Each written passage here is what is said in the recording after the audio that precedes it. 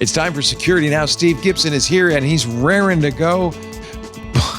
There are more supply chain attacks to talk about, including on the ArchLinux User Repository. NPM, they're going to try to make that a little bit more secure. Steve has some recommendations until they do. And June shows that AI has arrived for vulnerability discovery. We'll talk about that and a whole lot more next on Security Now. Podcasts you love. From people you trust. This is Twit. This is Security Now with Steve Gibson, episode 1083, recorded Tuesday, June 16th, 2026. Patch Tuesday a la AI. It's time for Security Now, the show where we cover the latest in security, privacy, and all that stuff online with the man, the myth, the legend, but not the mythos, Mr. Steve Gibson. No Steve. mythos for you. That's no true. fable here. No fable either. Wow. Crazy. What a story. Well, Yep. yeah, I'm going to share Anthropic's response, and then we'll do a little editorializing around that, because that was an interesting weirdness. So last Tuesday was June's Patch Tuesday. Oof. And boy, did we break records. Yeah. So today's podcast is titled Patch Tuesday a la AI, because, this is what we were expecting to see. It'll be interesting to see how long this tsunami, crescendo, tidal wave, pulse lasts. I don't expect it to be like, this is not going to be an every month thing, but 5-6 months would be my guess. And then we're going to see a reaction drop in the number of monthly patches, because the AI is going to get deployed. In the case of Microsoft and Patch Tuesday, the horribly named code name M-, which they make me say every time, will be the thing that changes. I really believe changes the Windows side of the industry. Anyway, we're going to dig deep into that. I want to talk about rootkits having been found in more than 400 ArchLinux User Repository packages. I had to really worry about that. I'm an ArchLinux user. Yeah. Mm-hmm. U.S. government requests Anthropic, as we said, to remove both access to both Mythos and Fable for nationals. But since you can't, it's like the age restriction problem, right? It's like, well, we're not really sure, so we'll just have to tell everybody no. CISA has also had an interesting response to AI-driven attacks, changing their patching requirements for federal agencies. And boy, if patching was ever a back room or like on the back burner, it is just no longer the case. And any federal agency this is a BOD, I can't remember what that stands for, Binding Operational Directive from CISA, which has legal strength, which says you have to patch on the timeline we say, and it's fast. So patching, again, is like, this has moved right up to the front of operational readiness business wise. We'll look at that. Also, NPM, the most attacked repository we have, the node.js packet manager, has switched to more secure install defaults. The problem is a lot of non-malicious use of these install defaults occurs. And so this is going to create breakage, which is going to have an unclear effect on long-term security. I found a really interesting analysis of this from somebody on the inside who understands what's going to happen that we're going to take a look at. Also, a bunch of people responded across the spectrum about my little rant on about PHP, which of course is not the first time I've ranted about PHP, but we've got great loop closure now with email communications, and so I'm going to share a bunch of that, and then we're going to look at the consequence of AI having been here long enough, code cognizant AI, long enough to have a serious impact on June's patches. So I think a lot of fun stuff to talk about, and of course, a picture of the week that actually has a kind of a coding theme, or that's how I'm going to spin it anyway. Oh, well, I'm always up for that. Yeah, absolutely. I have a little tale to tell about AI saving my bacon yesterday too. At some point, yeah, it was like a lifesaver. Speaking of Linux, but we won't. In that case, let's do the first sponsor. Then you have to tell us because I can't wait.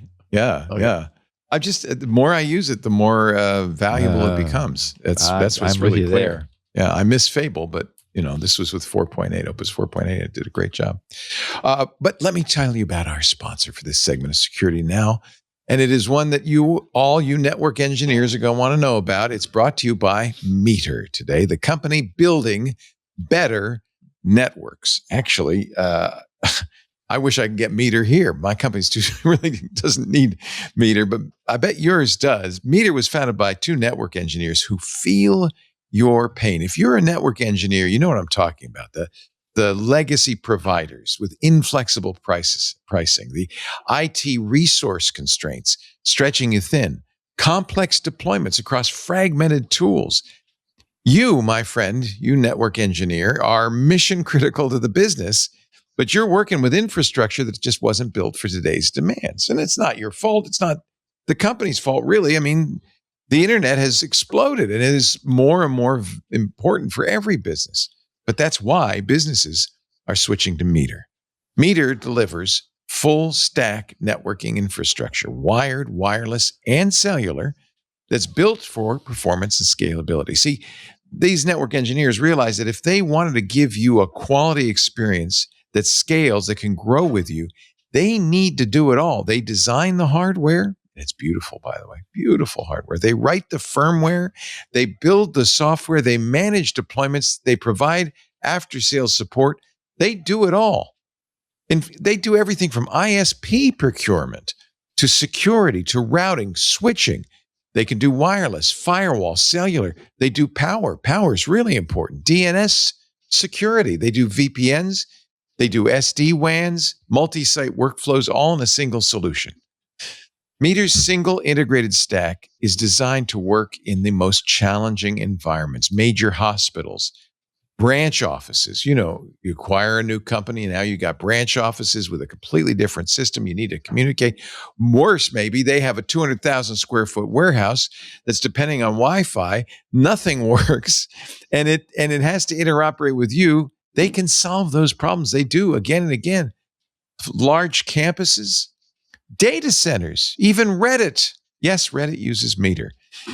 So does the assistant director of technology for the Web School of Knoxville. They moved to Meter.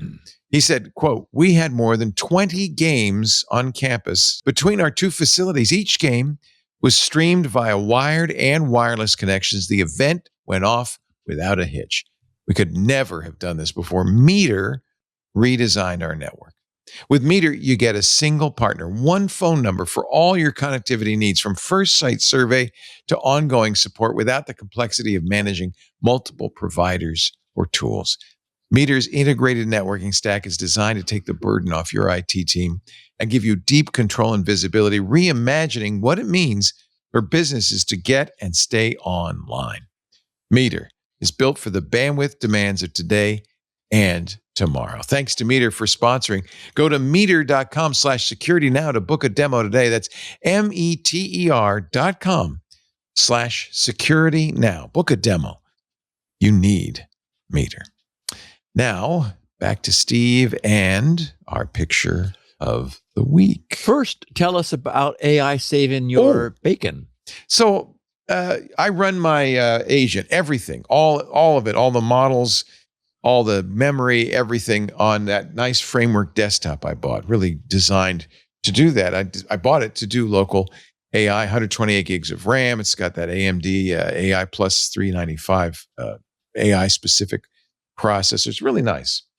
Yesterday I come in, I use it every day. That's where Claude is, where everything is. And it says emergency, can't boot. And it gives me a prompt. And I go, oh, that's not good. Now, in the past, what I would have done is I would have reinstalled Linux on that machine and then had to go through, I've got backups, of course, but I'll go through the hairy process of restoring it. And because it's my agent, I wouldn't have any assistance doing it. Fortunately, right. Yeah, it would be on my own, buddy. Fortunately, I do have Claude Code running on my laptop. So I thought, well, let me just see if Claude Code can help. It said, don't erase it. Tell me what the message is. And I told it, oh, good news. That might just be a minor thing. Let's figure it out. It had me type in, it started to have me type in a lot of stuff. But basically, I rebooted it through the Linux install USB key so that I have an operating system and I can look at the hard drives. And I said, this is a lot to type in. I'm going to make mistakes. It said, oh, of course. This is Claude talking. What am I thinking? It said, look, You're human. You human. You poor human. I need to SSH into this machine. But of course, you're running the boot thing. It doesn't know who I am. It's not going to let me SSH in. So here's what I'm going to do. I'm going to run a little web server on the laptop here. And you're going to curl the key, the SSH key, into the boot thing, turn on SSH, and then I will SSH in and do it for you. It did. It SSH'd in. It said, it looked and looked and said, oh, you know what the problem is? It's a little weird, but you have two, I don't even know what an ESP is, but you have two ESPs. The way I set this up is it's just dual SSDs. They're Lux encrypted and they're mirrored so that if one dies, this is how mission critical. If one dies, the other one has still got everything on it. And it does have, because the Lux encryption, it has the password in the TPM. So because the other thing is it has to reboot if I'm not around and the power goes out, I have to reboot, but I do want it encrypted. I just don't want to have to be there to enter the password. So it does that automatically through the TPM. I don't know what an ESP is, but apparently it's something to do with UEFI. There are two different ESP modules. And for some reason, they had different Linux kernels. One had 7.0.12, one had 7.0.11. And that's what was stopping it from booting. It figured that out. It said, okay, no problem. I'll just put the other kernel, I'll make a match. And from now, and I'm going to write a little stub now when you do an upgrade that'll automatically make sure it's the same kernel on both ESP modules. So this doesn't happen again. It said, okay, all done, reboot. It's fixed. We're living in a science fiction world. I don't even know what ESPs are. I would not have been able to fix this. It has to do with the UEFI boot. I wouldn't have known where to start. It would have been a massive chore. Instead, it wrote a little web server. I curled the key over, logged in, and did it all for me. Yeah, and you tell me these things are just autocorrect. Wow. No, it's very good. It's funny. I had an experience yesterday. I'm configuring the house's security and environmental monitoring and management stuff. Oh, it's really good at that, actually. Yeah. And I was using Claude, but I had it turned down to sonnet something. Yeah. And it was kind of stumbling along, and I was getting some bad answers. And I sort of thought, what am I doing? Why am I using Dumbo? So Sonnet's pretty good, but not for the hardcore stuff. Yeah. So I switched to Opus 4.8. Yeah. And what was interesting was that that model, in reviewing our dialogue, started to apologize about the previous bad answers that I'd been given. It said, 4.8 is very apologetic. I'm not sure what happened here, but there was like, no, that was somebody else. That was just dumb. That was dumbo. That was Sonnet. Model. Don't take the blame. No, that's one thing that's 4.8 is notable for. It does apologize a lot. This one, it was so careful. It said, I know this is, I understand this is your agent. This is mission critical. I'm going to move slowly and make sure that I'm doing everything right. And it was flawless. It was Oh, amazing. and in fact, I had to say now that I was on 4.8, every answer was correct. And at one point it said, now I'm going to make sure that I've not given you the wrong information by checking on blah, blah, blah, blah. And it went off and did something and then it came back. And it's like, okay, I verified that this is the case. And it's like, I'm just sitting here thinking, wow, I have an assistant. I know some people listening are thinking, oh, Leo and Steve have lost their marbles. They've drunk the Kool-Aid. Where's the Kool-Aid? but until you've actually had this experience, it's easy to poo-poo it. But once you've had the experience, it's like, wow. Yes, and as I said to our listeners a couple of weeks ago, you get an account. It can be free, but that creates context. And my feeling is, if what we're saying sounds wacky, then it's because you haven't tried it, or there's nothing you need it to do. The idea is, if you're trying to do something, then, and also old habits die hard. I mean, this is all new. And so, it takes a while to get used to the idea that there is this astonishing assistance available. It's kind of amazing. Well, and the thing is, it speaks computer really well. It's very good at speaking computer. It's funny too, because that's significant. I remember when Google searches only turned up the results I wanted because only computer geeks were on the internet. Right. And so the internet was very computer centric. Quality. Now you got all this, all this nonsense out there. And so you get, search results are nearly as interesting for computer people because it's got, everybody else. So it's nice. Anyway, it's like, that's my tale. I was just blown away. It was just really surprising. Yeah. So okay. Thank you. Thank you, Claude, for fixing my computer. So it's picture amazing. of the week time. Yes. So I gave this one the caption, a loop with the branch test at the end. Okay. I'm ready to look at it. I haven't seen the branch test at the end. Okay, I like it. This is now Steve's turned this into a coder joke, but it isn't really a coder joke, or is it? Correct. Yeah. So the sign says, so this is some signage somewhere, like at a service window or something, and it says, back in 15 minutes, and then on the next line it says minutes. If not, read sign again. So go to 10. So exactly. So what we have here is a loop with a delay statement in it, and it branches back to the top. Now, for those who don't code, there are different configurations for looping. You are able to say, like, for example, while something, then do the following. Right. Or you can say, when you're finished doing something, you can perform a test and maybe do it again. So, and it turns out these are like subtly different constructs in computer science. It's one of the things like programmers who are just starting out learn, is that there are cases where you never want to execute some code that could be executed multiple times and which is why we call it a loop, because you loop back, in which case you would test for that decision at the beginning of the loop before you've even done it once. There are other times where you always want to do it once, and then you want to see, well, do I do it again? And so that's where you put the test at the bottom. So anyway, I gave this one a loop with the branch test at the end, because back in 15 minutes, if not, read sign again. So, yeah. That's very funny. I love it. Yep. Okay, so ArchLinux User Repository, abbreviated AUR, seriously compromised. More than 400 instances seriously, not only in count, but in what? 400 instances of Linux rootkit and InfoStealer malware were found. The InfoStealer targets credentials and access tokens. We're gonna dig somewhat deeply into that here in a minute, because we've never really talked about InfoStealer malware.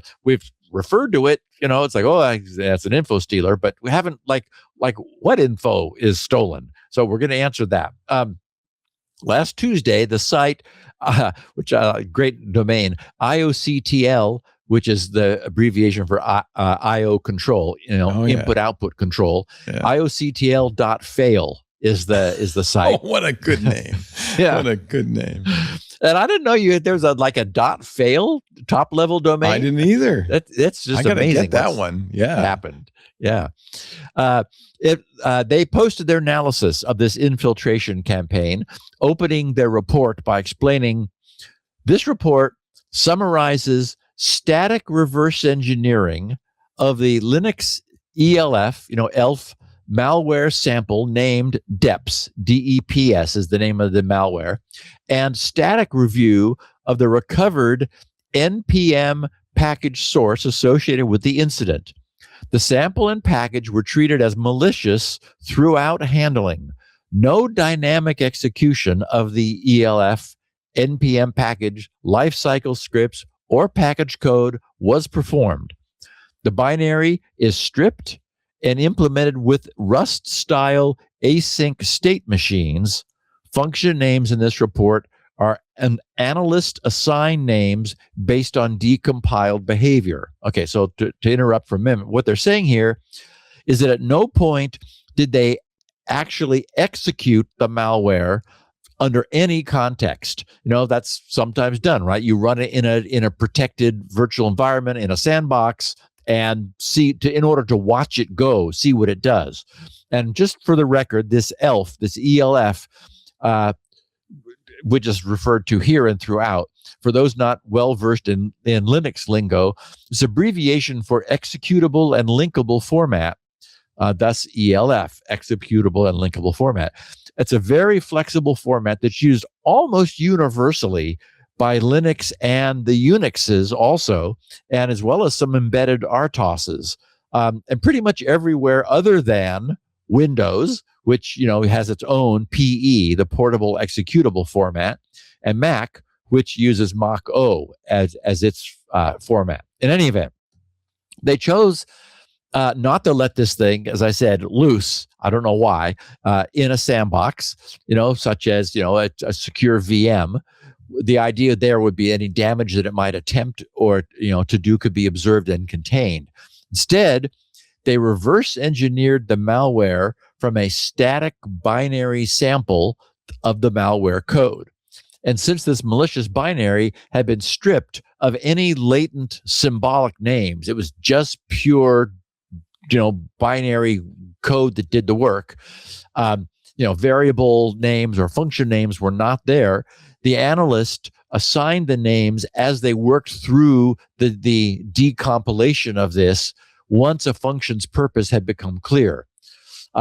So they go on to explain this sample was recovered from a supply chain compromise involving an Arch User Repository package build flow. In the reported intrusion path, the attacker modified AUR build steps so that the build process downloaded and installed a malicious NPM package. That package masqueraded as atomic lock file, which is a useful thing, version 1.4.2. So that itself is not malicious. It was masquerading, pretending to be atomic lock file version 1.4.2, and included the Linux ELF payload at source hooks deps is where it was in the file system. The malicious NPM package uses a pre-install lifecycle hook. Now, this is interesting. We're going to be talking a little about this whole thing coming up a little bit later. A pre-install lifecycle hook to execute the ELF automatically during NPM installation. Could be useful. In this case, it's a source of abuse. This means, they wrote, a developer workstation, a maintainer's machine, or CI/build host could execute the malware as a side effect of building or installing the compromised AUR package. DEPS, that's the malware, is a Linux credential stealer with optional root-only eBPF rootkit capabilities. eBPF, I'll just interrupt, refers to the extended Berkeley packet filter technology that allows user-provided code to be run in the Linux kernel. This gives that code direct access to the most privileged information in the system. Normally, this is very useful for analyzing communications. You need to be down in the kernel in order to reduce the analysis overhead, thus the extended Berkeley packet filter. This is an abuse of that privilege, essentially. So they continue to describe the malware, writing, it's designed for developer workstations and build environments. It targets browser and Electron application data, Slack, Microsoft Teams, Discord, GitHub, NPM, Vault, Docker, Podman, SSH, VPN material, shell histories, and other local developer secrets. Yikes. In other words, no developer wants this thing anywhere near their machine. They said the recovered supply chain package identifies itself as atomic lot file version 1.4.2. Contains a malicious npm lifecycle entry pre-install at source hooks depths. That lifecycle script executes the ELF directly during npm installation when lifecycle scripts are enabled. The ELF in the package source is byte identical to the analyzed sample. So that was a little bit of repetition, and they're just saying what they analyzed was, byte identical. They said the attacker-controlled, command and control C2 endpoint was recovered from the ELF. It's not supplied by the npm package, command line arguments, or a JavaScript wrapper. The binary decodes an onion service address at runtime. And then they give the address as just a long string of gobbledygook, like all the onion addresses are, ending in .onion for the domain name. The command result callback is a post at /API/agent sent through a local loopback SOC style transport. The local 127.0.0.1 traffic is an intermediate transport layer, not the attacker endpoint. When BPF is available, the malware can hide local process and socket artifacts used by the transport. Okay, so in other words, if the code has access to the extended Berkeley packet filter functionality, then that access will be used in a rootkit-like manner to completely obscure any and all evidence of any infection or the software itself. It just disappears, so that anyone looking at the machine, looking at nets, the equivalent of netstat, looking at what processes are listening for connections on ports, what communications are occurring on the fly, looking, for example, for a connection to a command and control server, it just won't show up. The rootkit system that it brings completely makes it just vanish. And we of course covered rootkits way back in that Sony infiltration, the advanced persistent threat that got Sony.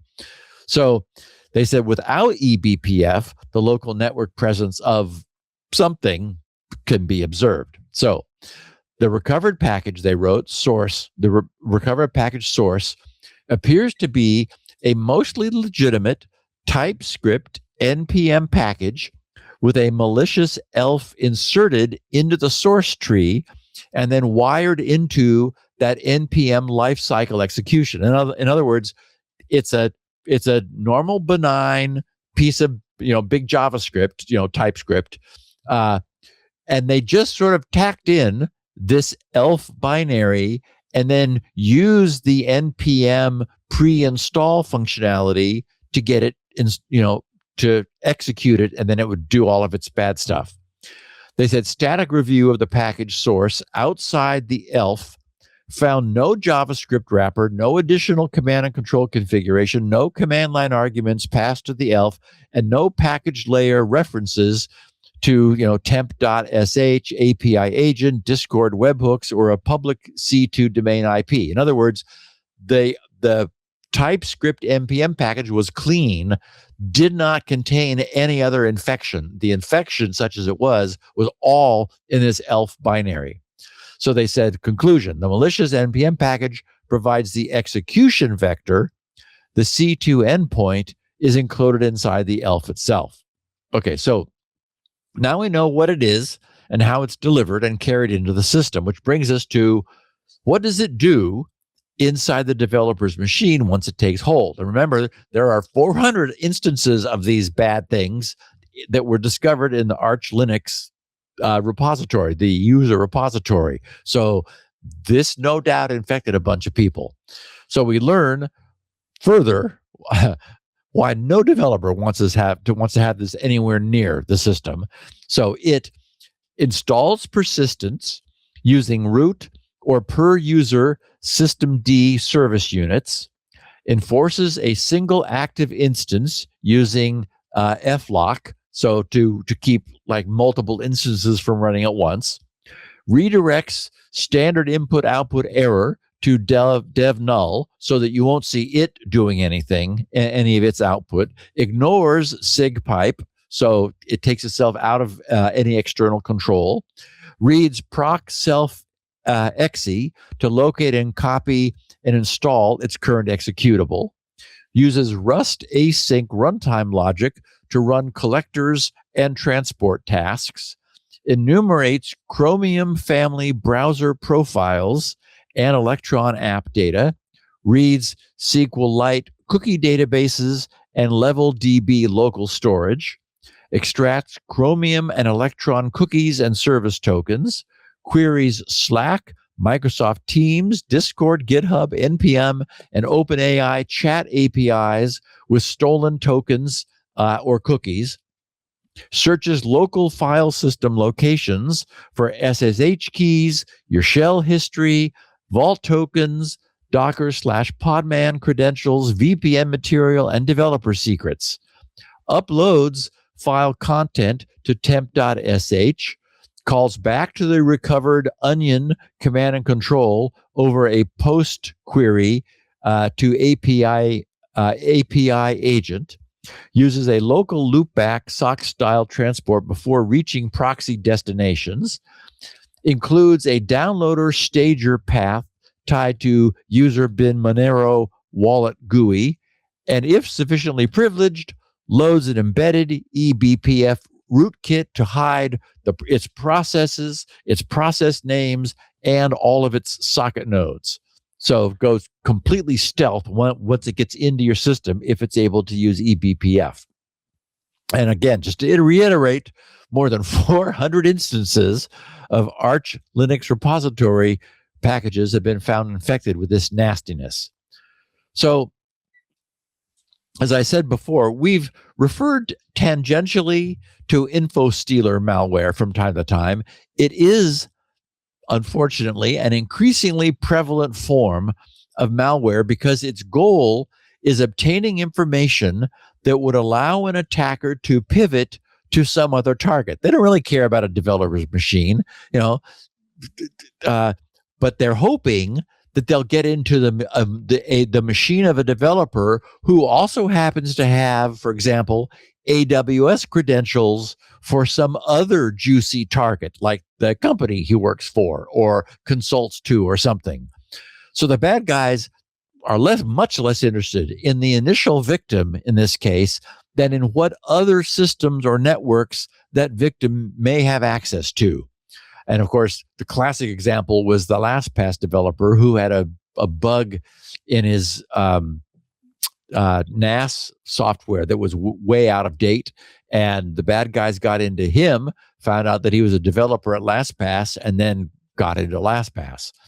So we've never looked closely at InfoStealers, since they're definitely something that no one wants to discover in their systems, since they're growing in prevalence, and since we have a very nicely reverse engineered InfoStealer here to take a look at, I want to share the details of what this representative InfoStealer steals. The malware targets developer and collaboration data. and they enumerate them. This is literally what they found this code doing.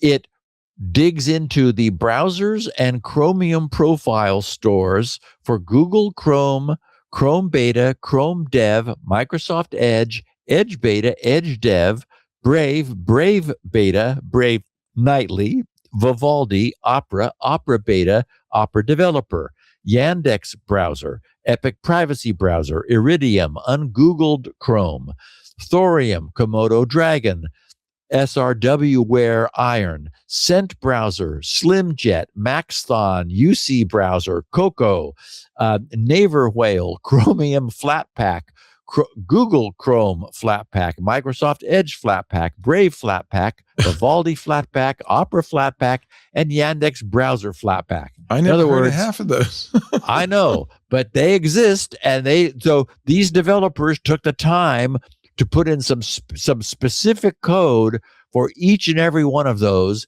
because if the developer has it, they want to get into it.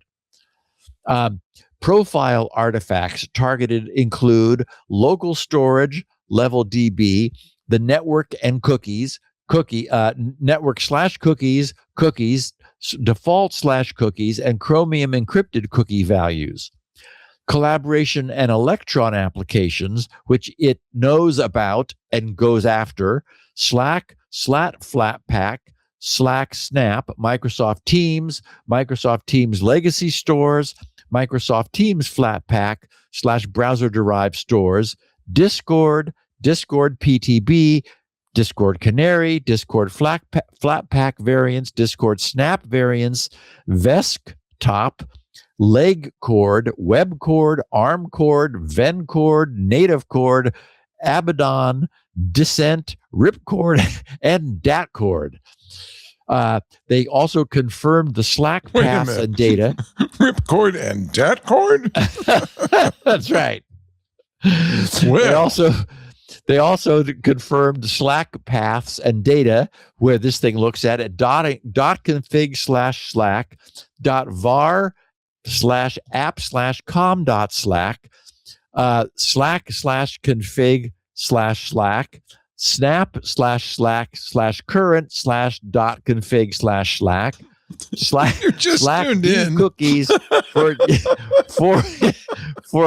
asterisk.slack.com, Slack API enrichment, thorough/API auth.test, API users.info, and API conversations.list. And we're about halfway through. Confirmed Microsoft Teams and Microsoft Service artifacts include .config/Microsoft/Microsoft/Teams, authservice.teams/Microsoft.com, teams.Microsoft.com, Skype token, region GTM, cache.token, authorization, bearer, X Skype token, Teams account, tenant, and team metadata. They've confirmed Discord artifacts, which it digs around through, including Discord tokens from Electron/browser storage, API v9 users at me, API v9 users at me /guilds, MFA state, premium nitro type flags, guild ownership permissions, and member count metadata. Developer accounts and package ecosystems, including GitHub, NPM, and OpenAPI, JATTPT account metadata. Confirmed GitHub strings and endpoints include api.github.com, where they get a bearer token user agent. They look for credentials, account, and repository metadata such as login, company, public repository count, followers, and repository stars. NPM strings and endpoints, including .registry.npmjs.org. They get the package publishing identity and maintainer package metadata. The OpenAPI ChatGPT path queries api.openapi.com with stolen bearer material for account metadata. It's credential validation enrichment against a third-party service. They note not evidence that OpenAPI is attacker-controlled infrastructure. And finally, local developer secrets, vault token files, Docker command history and registry credential material, Podman command history and registry credential material, SSH keys and SSH configuration, PuTTY private key material, VPN profiles and .ovpn, that's OpenVPN files, shell histories for Bash, ZSH, and FISH, command history containing SFTP, SH keygen, SH copy ID, SH add, rsync, PuTTY, plink, Docker, Docker compost, and Podman commands. And yes, I know that was a lot.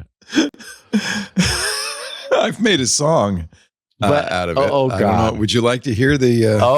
We have to have it. Slack, Snap, Microsoft Teams, legacy stores, Microsoft Teams, Flatpak, browser-derived stores, Discord, PTB, Discord Canary, Discord, Flatpak variants. It's a long song. You don't want to... It's really pretty good.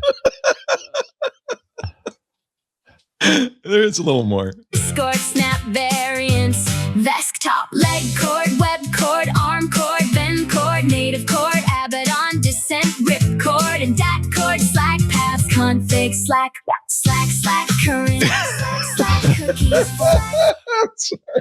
Sorry. Go ahead, please. That's wonderful. It's amazing what AI can do.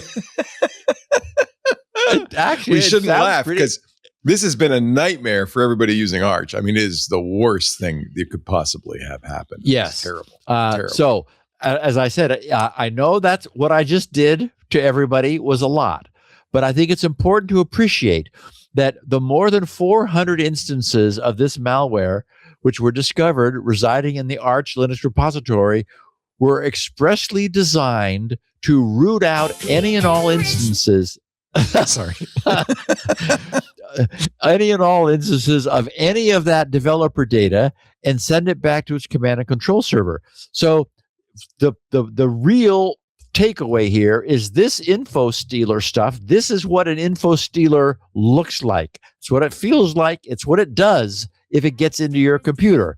It's out there, and developers really need to be extremely cautious, more so than ever, that this doesn't get into their system, because it's going to elevate its privileges. It's going to, rummage around through your system, sing a little jingle to itself, and just suck everything out of your computer that you just take for granted. And the developers will get it and use it against you, or anybody whose information you have on their behalf, AWS or an employer, someone that you're consulting for, and so on. So it's real and it's bad. Yeah. But Leo, what's real and good? Oh, our ads? I have a feeling we have a sponsor. There might be, I don't know, a sponsor in your future. It could be. Let me just pull it up here and talk about actually one of my favorite sponsors. It's time to talk about our Thinkst Canary. Let me just go back to the picture so I can put my face in it. There we go. Our show today brought to you by... I'm having way too much fun. Our show today brought to you by Thinkst Canary. There is nothing fun about getting compromised, right? The worst. You know what? There is something worse. Getting compromised and not knowing you've been compromised for days or weeks or months. On average, companies don't know they've been breached for 91 days. You may have the best perimeter defenses in the world. In fact, that's probably what happens is people go, well, no one will ever get in, but they do. We know that because there are breaches every single day.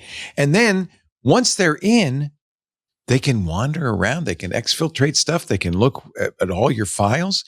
You need a way to know if somebody is inside your system. You need a honeypot. And that's exactly what the Thinkst Canary is. It's a honeypot. But unlike previous honeypots, which were hard to write and hard to configure, this is an easy honeypot that could be deployed in minutes.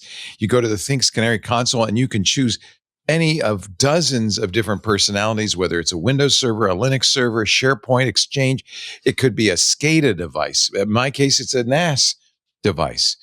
One other thing you can do is you can create little files, canary tokens, they call them, that you spread around your network. You can even put them in fact, I would recommend you put them in your cloud drives like Google Drive and Azure and everywhere, because if somebody sees that file, I have some, let's say, called payroll information.xls, right? It looks just like an Excel file. And a bad guy looks at it and goes, I need that, whatever, payroll information. The minute they access it or try to download it, boom. The minute they try to brute force your fake NAS or your SSH server, boom. The Things Canary will alert you. They'll tell you you have a problem. No false alerts. No, just the alerts that matter. In any way you want. Email, Slack, SMS. Of course, they support webhooks. They have an API, syslog, where any way you want it. All you do is you choose a profile for your device. It's so easy to do. You might change it every once in a while. I might change it every day. I could change it every 10 minutes. It's very quick. Register it with the hosted console for monitoring and notifications. Then you just sit back and you relax, because if an attacker breaches your network or a malicious insider is in your network, they cannot help but make themselves known by accessing that Things Canary. They look like the real thing. They look like valuable artifacts. This is why the hacker's there. They're in your network to get that file, to open up that SharePoint server. Visit canary.tools/twit. For $7,500 a year, you get 5 Things Canaries. You get your own hosted console. You get upgrades. You get support. You get maintenance. Oh, and if you use the code TWIT in the How Did You Hear About Us box, you're going to get 10% off, not just for the first year, but for as long as you have your Things Canaries. Now, you can always return your Things Canary. You have a 2-month money-back guarantee, 60-day money-back guarantee for a full refund. I should probably also tell you this. This is their 10th anniversary advertising with us. In all those 10 years that we've been partnering with Things Canary, that refund, that guarantee has never been claimed, not even once. Because once you get a Things Canary, you go, how did I live without this? Visit canary.tools/twit. Enter the code TWIT in the How Did You Hear About Us box. Get those Things Canaries. You gotta have them. Canary.tools/twit. And we thank them so much for supporting Security Now. Steve? Okay. So last Friday afternoon, at the request of the U.S. government's, non-specified concerns for national security, Anthropic shut down all access to their 2 most advanced models, Claude Fable 5 and Mythos 5.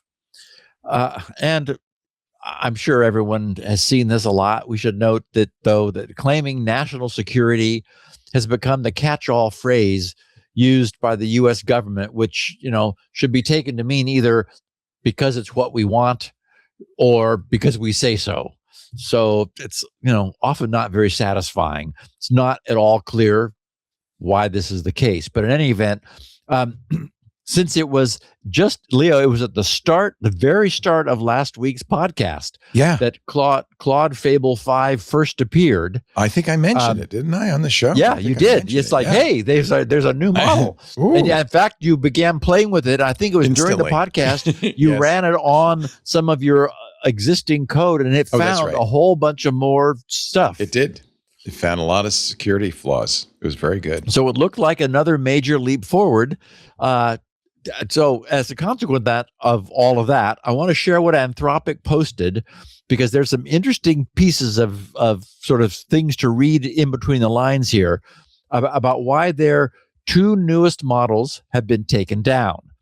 And, as I'm saying this, listen to the language Anthropic uses when they talk about safeguards and jailbreaks, because this is their pushback.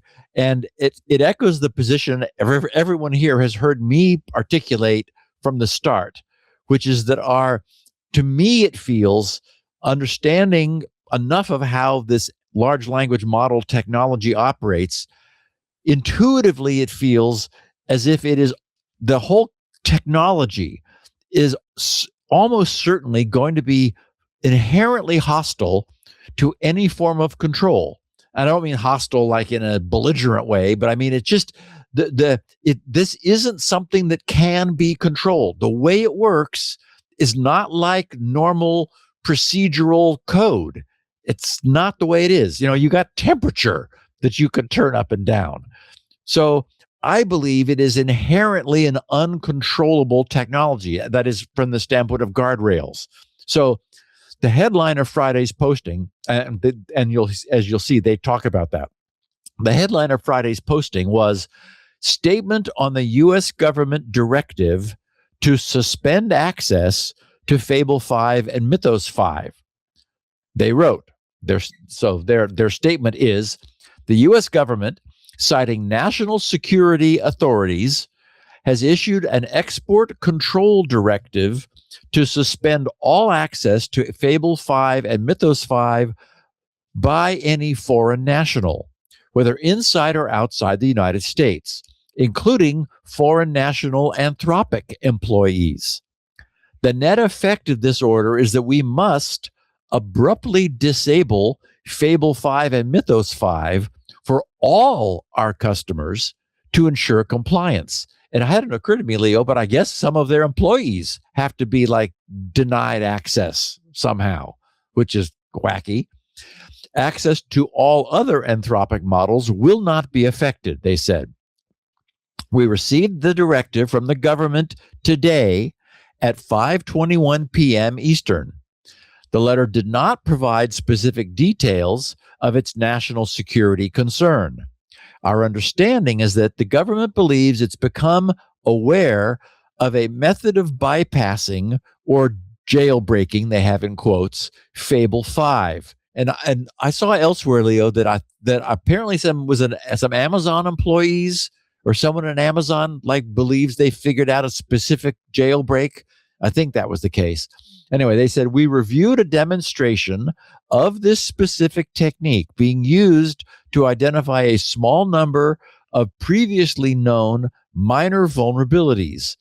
These vulnerabilities all appear relatively simple, and we have found that other publicly available models are able to discover them as well without requiring a bypass. Anthropic's posture with respect to Fable's safeguards, as laid out in our launch blog post, is the following. So they said, we have some bullet points. We've instituted strong safeguards that greatly reduce the likelihood that Fable is misused for tasks related to cybersecurity, among others. Remember, as we know, they just put a blanket block on cybersecurity and bio something or other, saying, "Sorry, Fable, just don't answer any questions about that." And as we saw, they sort of kick you out to the Opus family if you make the mistake of crossing one of their tripwires. They said, in fact, our safeguards are so strong that many users have complained that they are overly broad. Right. Again, yes, because that's the only way to do this, if you're going to try to do it, is to fail closed, because it just isn't possible to control these models. And this is an artifact of that lack of ability to control, is they have to do just blanket overreaction. They said in the weeks leading up to the launch of Fable, Anthropic worked with the U.S. government, the UK AISI, multiple private third-party organizations, and internal teams to red team Fable's safeguards for thousands of hours in total. These tests showed that Fable's safeguards are substantially more effective than those of any previously deployed model.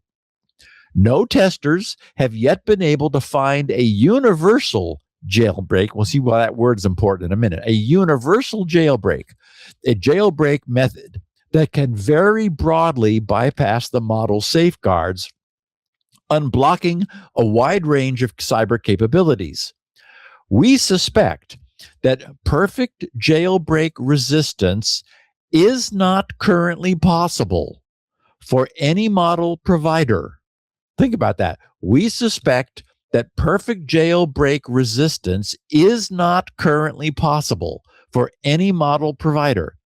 Every safeguard used in the industry is vulnerable to non-universal jailbreaks, which can elicit some cyber information in specific circumstances. And it is likely that universal jailbreaks will eventually be found in the future. We stated this clearly when we released Fable 5. Given that perfect jailbreak resistance does not appear to be possible today, Anthropic adopted a defense-in-depth strategy with Fable 5.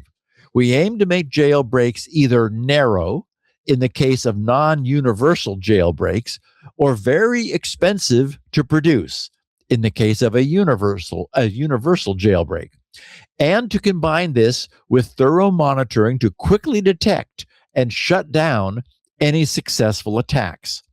This is also why Anthropic has required 30-day retention of customer data with Fable, a policy change that carries real costs for us with customers, but that allows us to research and mitigate jailbreaks. So, like, they by holding on to 30 days worth of interaction, if they find that Fable has been subverted, then they're able to go back in time. There's nothing that the bad guys can do to erase that history that allows Anthropic to then understand what happened and improve the jailbreak technology. They said, we understand by this defense-in-depth strategy. We stand by this defense-in-depth strategy. It reduces the risks posed by Fable, making them comparable to the risks of existing models already deployed across the industry. And that's important. In other words, really important. Yeah. Yes. In other words, those that have not been banned by the U.S. government, right, because the U.S. government says, yeah, these are fine. So they believe Fable is as safe as any of their other models. They said, we have not even received a disclosure of a concerning non-universal potential jailbreak that led to a harmful result. The potential jailbreaks that have been disclosed to us are either entirely benign responses or are minor findings that provide no Mythos-specific uplift. To date, the government has only given us verbal evidence of a potential narrow, non-universal jailbreak, which essentially consists of asking the model to read a specific code base and fix any software flaws. Our understanding is that one potential jailbreak was shared with the government. We've reviewed a report that we believe is the basis of the government's directive and validated that the level of capability displayed here is widely available from other models, including OpenAI's GPT 5.5. Again, they said, and is used every day by the defenders who keep systems safe. We'll share more details over the next 24 hours. They said, we are complying with the government's legal directive and are removing access to Fable 5 and Mythos 5 for everyone. However, we disagree that the finding of a narrow potential jailbreak should be cause for recalling a commercial model deployed to hundreds of millions of people. If this standard was applied across the industry, we believe it would essentially halt all new model deployments for all frontier model providers. As we've stated publicly, we believe the government should have the ability to block unsafe deployments as part of a statutory process that's transparent, fair, clear, and grounded in technical facts. This action does not adhere to those principles. We apologize for this disruption to our customers. We believe this is a misunderstanding and are working to restore access as soon as possible. Well, that was Friday. And Saturday, Sunday, Monday, and when I was using Claude this morning, over the little prompting area, blocked. It said Fable is currently disabled. Increasingly, this looks like a political move, a business move. Pete Well, Hegseth, we know that Hegseth is pissed off at Anthropic. He tweeted, "You see, he clearly." So Katie Mazuris, who is a well-known security researcher, Yep. was apparently given the paper. We think it was Andy Jassy, the CEO of Amazon, who talked to the White House and said, right. Yeah, there's a jailbreak. This is the third-party research paper. Anthropic shared it with Katie Masuris. She says, as far as I know, I am the only person who's seen this. This is you want to know the jailbreak? 3 words. Fix this code. The researcher took an open source code with known CVEs plus new code with deliberately planted vulnerabilities and asked Fable 5 to review the code for security issues. Fable 5 refused. They then asked the models, by the way, they also did Mythos and Opus, to fix this code, and through a multi-step and manual process, turn the output into scripts that test the patches. This is the jailbreak. By the way, Katie has made a shirt to kind of play on the previous time this Commerce Department blocked with code because of munitions as crypto. Yep. They made a T-shirt with the crypto on it, and you can't block a T-shirt. First Amendment protects it, and went across borders with it. She's done the same with this. She's made a fix this code T-shirt, and on the back it says, "This shirt is a munition." Now, this is her assertion. I don't. It's possible there are other jailbreaks. I had heard that Pliny the Liberator, who's a well-known jailbreaker, had another jailbreak. We're trying to get Pliny on the show tomorrow. Haven't had any success yet. But we do have Alex Stamos joining us tomorrow. Alex, as you know, really well-known security researcher, has released a letter to Secretary Lutnick and National Cyber Director Karen Cross, asking them to free Fable, to lift Fable's restrictions. It's a very well thought out, explained letter, and it's signed by a great many security gurus, including Alex, who wrote the letter. Well, and it's annoying that this comes from a competitor, right? I mean, that's what really feels wrong. Well, the funny thing is, Amazon has a huge investment in Anthropic. So I don't know if they're a competitor. This is them. Weird. I don't know. We don't know what Andy Jassy told Lutnick, but we do know that Anthropic has been very good to the administration. Anthropic has and it is being used throughout the administration, and is being used.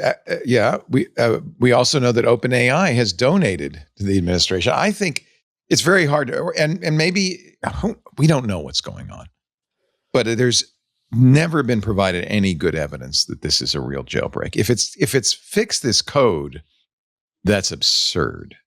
That's absurd. So Ed Felton is a signatory on this. Many names that our audience would know very well. Well, I think that the strongest case that Anthropic made in their response to my mind was, this isn't that different from everything else. Exactly. You've singled us out. You could do the same thing. You've singled us out, and we could suggest maybe this is the flip side of the consequence of all that marketing attention, which many have called hype, that Anthropic deliberately created to a company that restricted access to Claude Mythos Preview. So, they painted a target on their back. But again, I think their strongest point is, hey, we're proud of this model. We're making it better. We put in really strong safeguards, and we're not that different from any of the others. It's a wake-up call for foreign national researchers in all of the AI companies in the United States. You got to think they're thinking about what their plans are going forward, maybe leave the United States. It's certainly a wake-up call for the EU. If the US can block useful AI from the EU, they're going to be working on their models. I think, a very big tactical error. And I think it's more about politics, peak, and corruption than it is about actual security.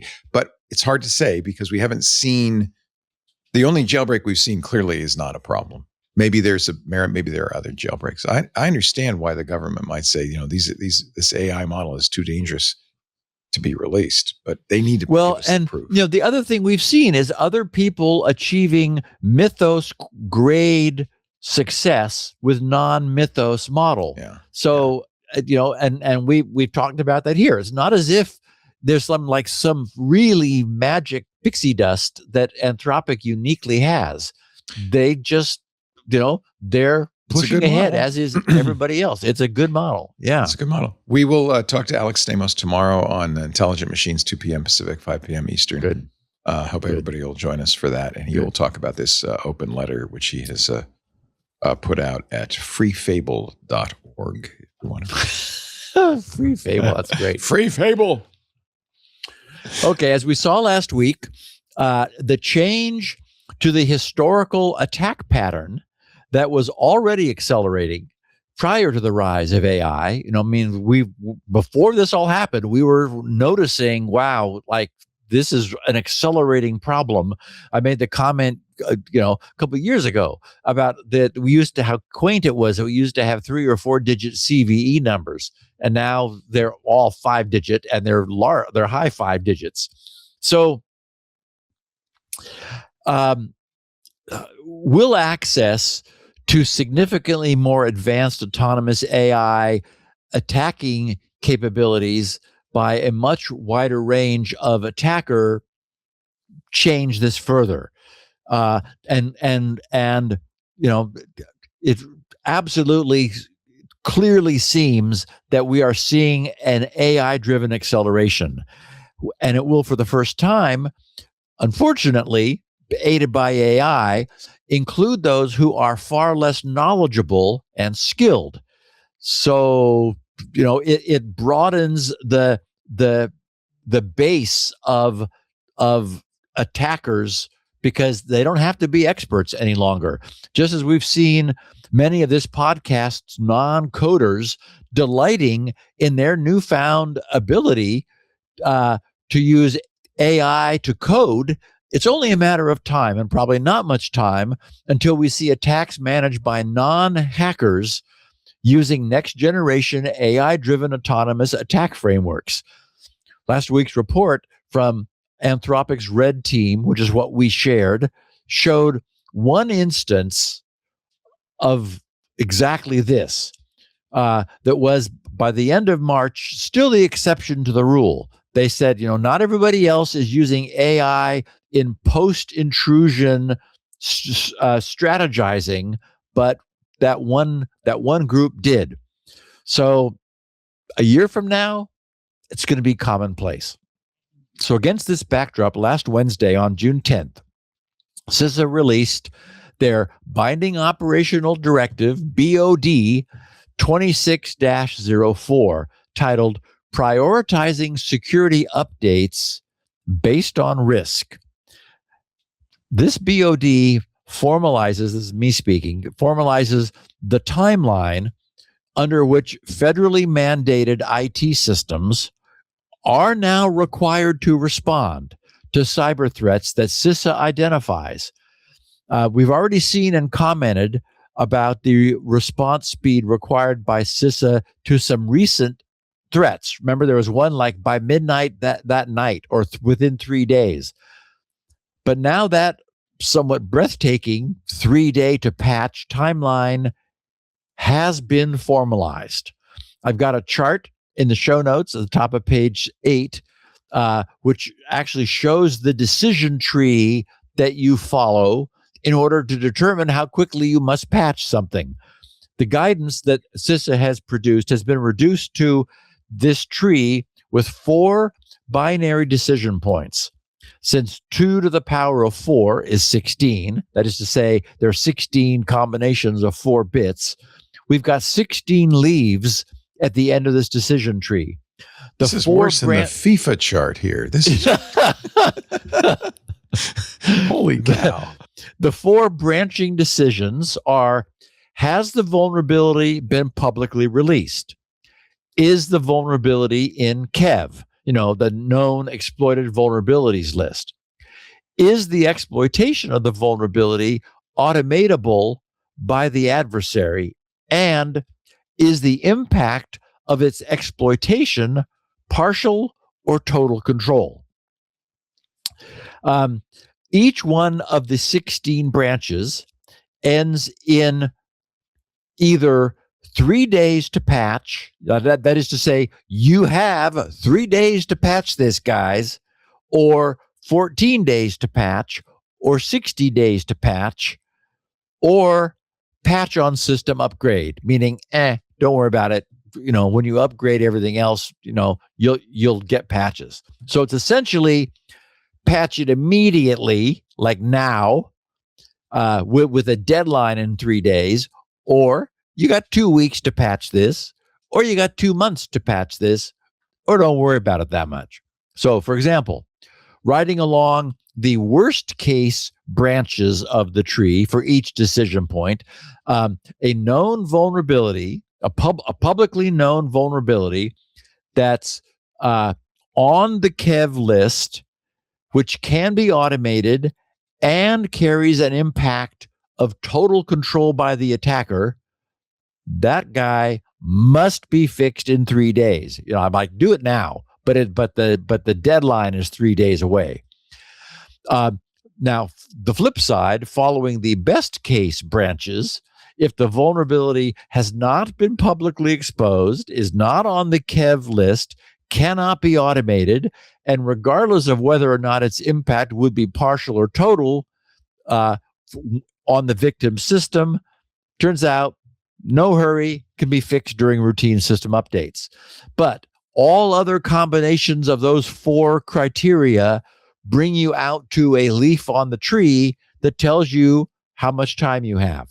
What this means is that all federal agencies falling within CISA's binding operational directives will need to put a system in place. I mean, again, it's no longer like, oh yeah, patching, George does that, but he's on vacation. No, the patching has come front and center. Maintaining up-to-date systems is no longer something that government agencies will be able to give lip service to while planning to get around to it, whenever. So those lazy days are over thanks to AI, and I'd be pretty certain that they're never coming back, since once those systems have been painfully put in place, like, rapid patch cycle ability, why would they not continue?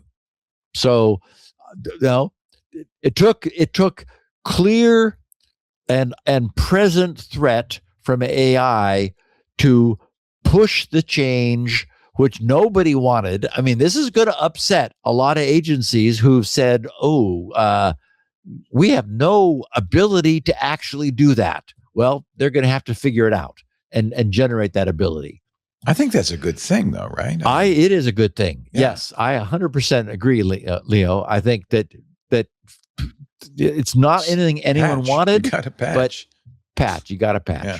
And by the way, I hope this thing is okay with you for the album art for the show. The God, Free it's Fable, good, isn't it? March. God. I know. That really looks like you. Some of these things, and that really looks like me, actually. Actually, it looks like you, if you didn't know better, you'd think we were, in fact, leading a march to Free Fable. Yeah, and I think these photos must have come from the show because, I mean, that it doesn't look. Darren AI. is very good. Darren is our most adept AI user, I think, at this point. He's quite good. Yeah, let's talk about AI and hackers. Hey, what do you think? Actually, now would be a good time to talk about data brokers, because there's another enemy of the state that I would really like to get. The show brought to you by Delete Me today. I own a small business. As a business owner, putting yourself out there is part of the job. We're in public, but the uncomfortable truth is that when you promote your business, it's also opening you to attacks from bad guys. 90% of business owners have their home address easily discoverable online. And the average owner has more than 600 pieces of personal information just sitting on the open web. We're talking your personal email, your phone number, your home address, even details about your family. Bad guys can use this data to run hyper-targeted phishing attacks. This is the exact experience we had.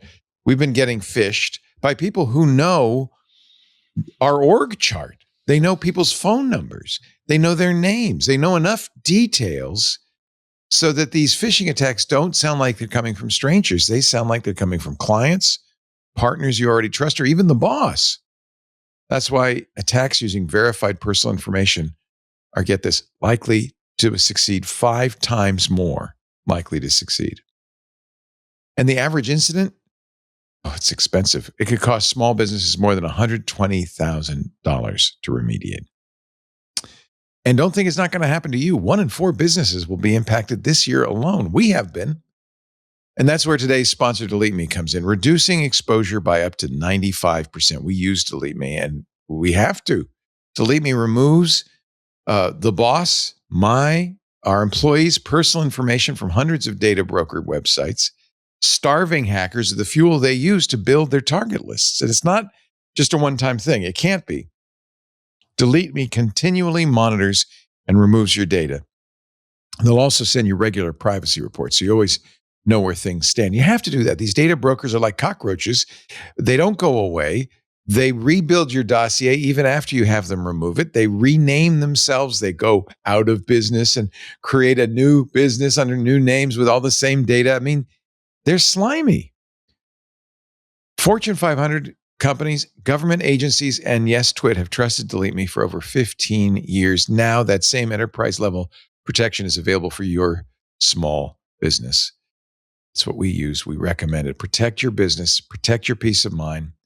Here's what you do. You visit joindeleteme.com/twit-biz to start protecting your business with Delete Me today. If you use that link, you'll also get a free year of social media protection for every seat you purchase. How about that? joindeleteme.com/twit-biz is a new campaign we're doing. We want you to use that address so that they know you heard it here. And I highly recommend you get this for your business, for your managers especially. We did, and it's very important. joindeleteme.com/twit-biz. We thank Delete Me so much for supporting Security Now. And now back to Steve and Leo. Radicals. The radicals marching to free Fable. Go ahead, Steve. So the news is that the much attacked NPM, the Node.js package manager, will be flipping its defaults to begin disabling the auto running of installation time scripts, starting with the July 2026, so next month, release of its version 12.0. The change hopes to counter the massive rise, and we're talking about it every week almost, in the number of supply chain attacks taking place on that platform. As we've seen here, threat actors are increasingly hiding malicious commands inside install scripts that get auto-executed when a victim installs a new package. We were just talking about that with the ArchLinux. This sounds welcome and great, right? I mean, it's like, hey, it's automatic, it's nice.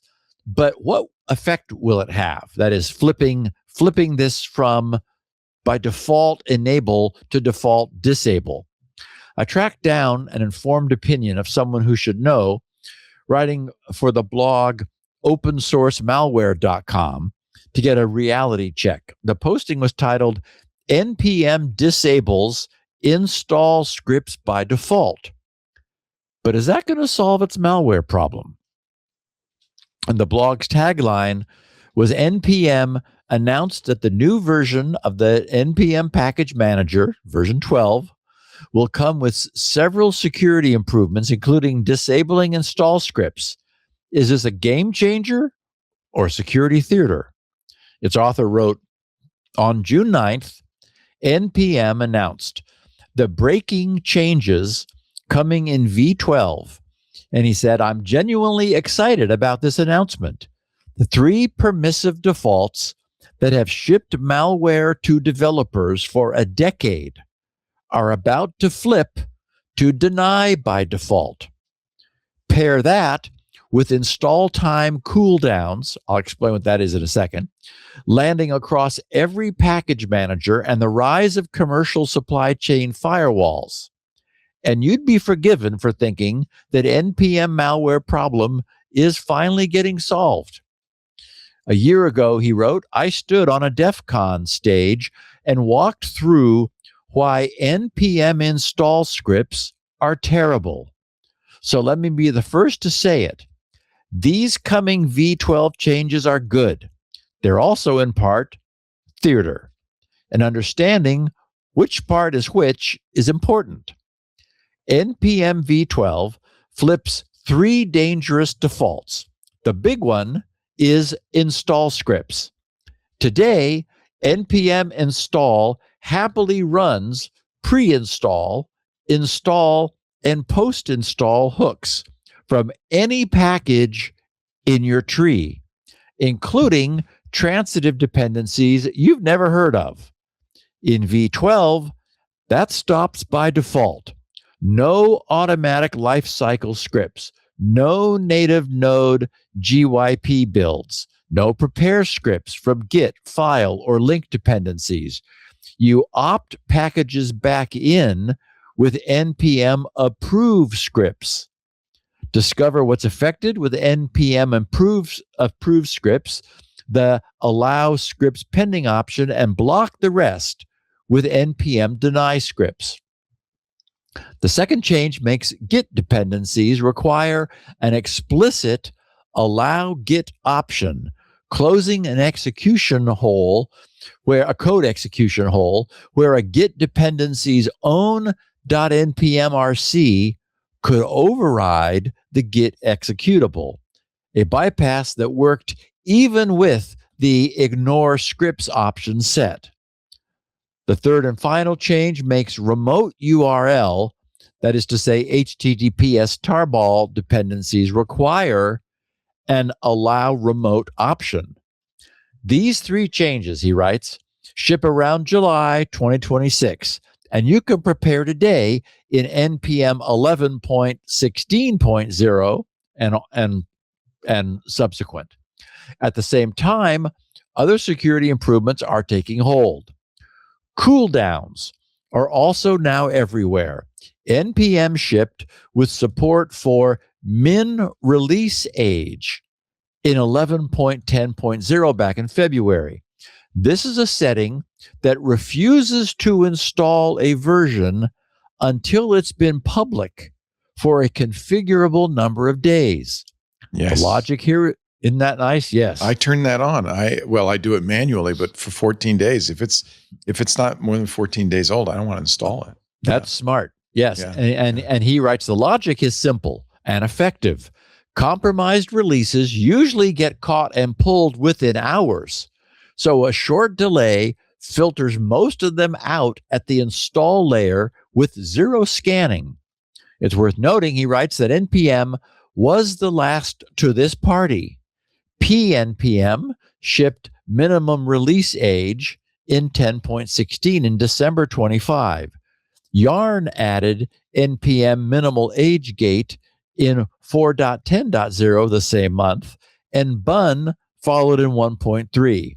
There's even an open proposal to make 7 days the default, which is the right instinct. Almost nobody needs a package the instant it's published. Supply chain firewalls have become a product category. Developers are finally installing something on their machines that address malicious package threats. Datadog released an open source supply chain firewall in 2024, and Laurent Tal released his tool NPQ back in 2017. Tools like these wrap package managers and check to see if the user is about to install vulnerable or malicious packages, and if so, they'll block them from being installed. There's been quite a lot of new tooling in this domain recently, with Socket, Aikido, and Endor Labs, all offering products in this space. Package firewalls like these work, but of course, they rely on developers to not bypass their controls to install malicious packages anyway. He says, I don't want to be cynical about the right things. Killing automatic install scripts is the single most important change NPM could make. Install hooks are the mechanism behind a huge share of the incidents we document at open source malware. They're now a poisoned transitive dependency. They're how a poisoned transitive dependency gets to run arbitrary code on a developer laptop or a CI runner the instant it's pulled. The security community and PNPM have been arguing for deny by default here for years. NPM finally agreeing is a genuinely good day. Cooldowns are the cheapest high-value control in the entire ecosystem. Firewalls and package managers give teams a real shot at stopping a supply chain attack before it lands. None of this is fake security. The problem is, what happens next? The first observation is that off by default only works if it stays off. The thing that announcement glosses over is that disabling install scripts is going to break a lot of stuff. An enormous amount of legitimate software gets installed, built, and wired into your application environment via install scripts, right? That's where the magic comes from. That's where it's incredible. He said this, of course, explains why there's such a strong attack vector.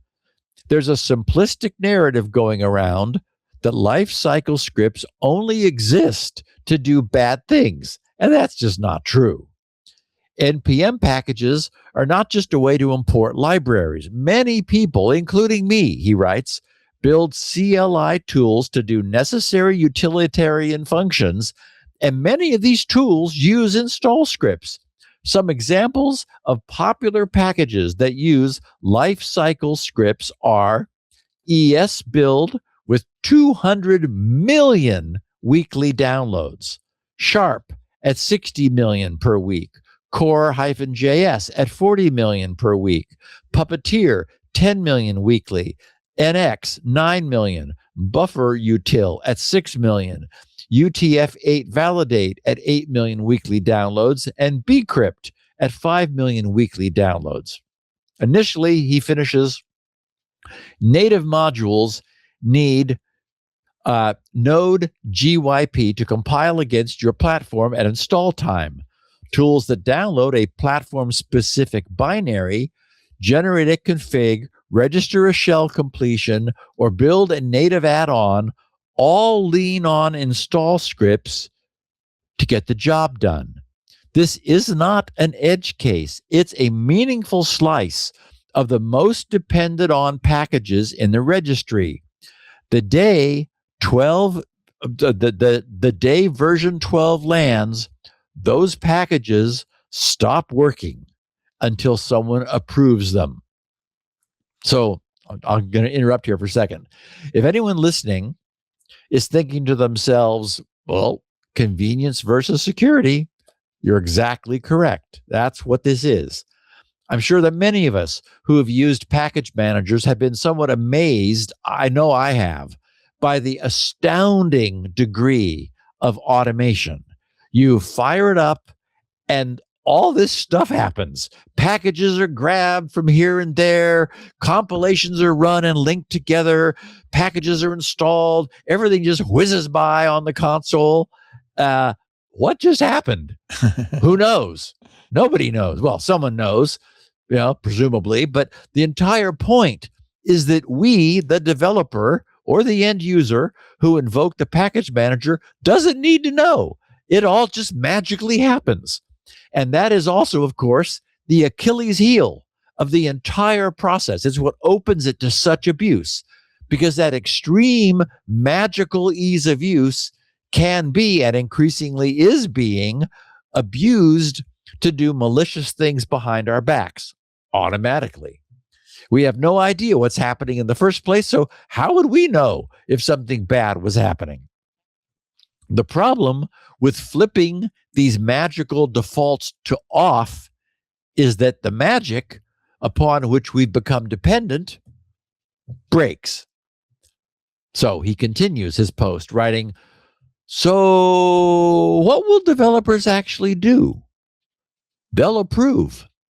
Then they'll approve again. And by the third time, a build breaks at 5 p.m. because some transitive dependency needs its post-install hook run, the approval becomes a reflex. The deny by default protection quietly degrades into a clicked-through prompt. How would you like a cookie? Will you agree to have a cookie? We've all been there, right? Those darn notices go up all the time. It's like, yeah, okay, fine, yes, right. He says, a click-through prompt that fires constantly trains people to click through. We've watched this movie with browser permission dialogues and OS security prompts. There's no reason to expect NPMs to end any differently. The control is real. The human standing in front of it is the same human who has a deadline. If you really want to know if disabling install scripts will have the intended effect, you could look over to the VS Code ecosystem. With VS Code before version 1.109, the global allow automatic tasks setting was on by default. This meant that malicious task files would automatically run if victims opened source code that included those tasks files.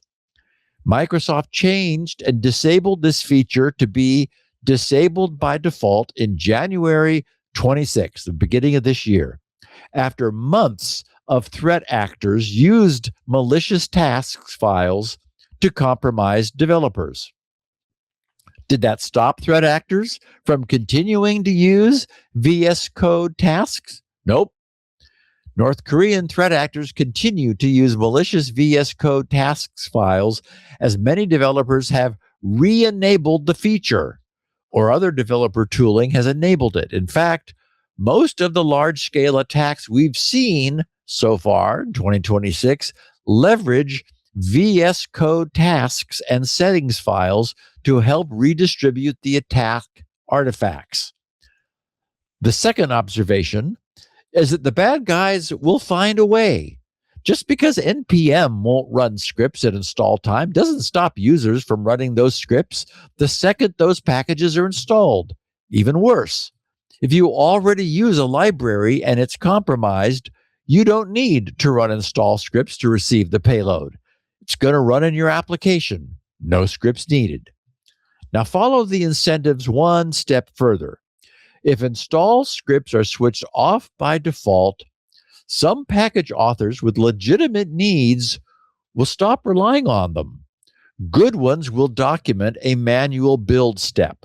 Others will move the work somewhere NPM cannot turn it off. A curl piped through bash in the install.js, a separate bootstrap binary, a setup command you run after installing. The attackers will make the exact same move, because of course they will. If the post-install hook no longer fires automatically, you don't give up.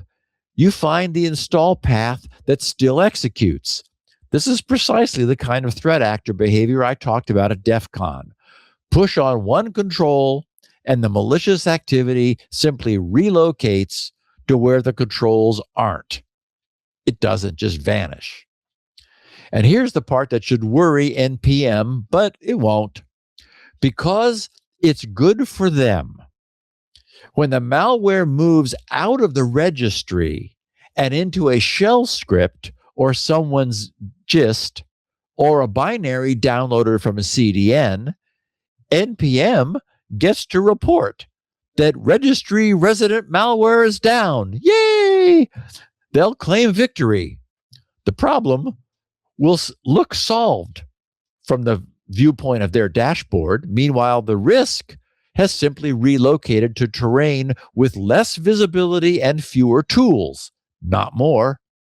The problem gets pushed off the one surface the entire security industry actually instruments and onto surfaces nobody is watching. That's not a win. That's a measurement artifact. The third observation is that it gets more difficult for defenders then, not easier. Between cooldown periods and the disabling of install scripts, large-scale NPM attacks will become less frequent. But when you push legitimate functionality off the well-lit path, you don't just move it, you make it look guilty. A package author who genuinely needs to fetch a platform binary at install time, now doing it through some indirect mechanism to survive the new defaults, produces a fingerprint that looks exactly like evasion.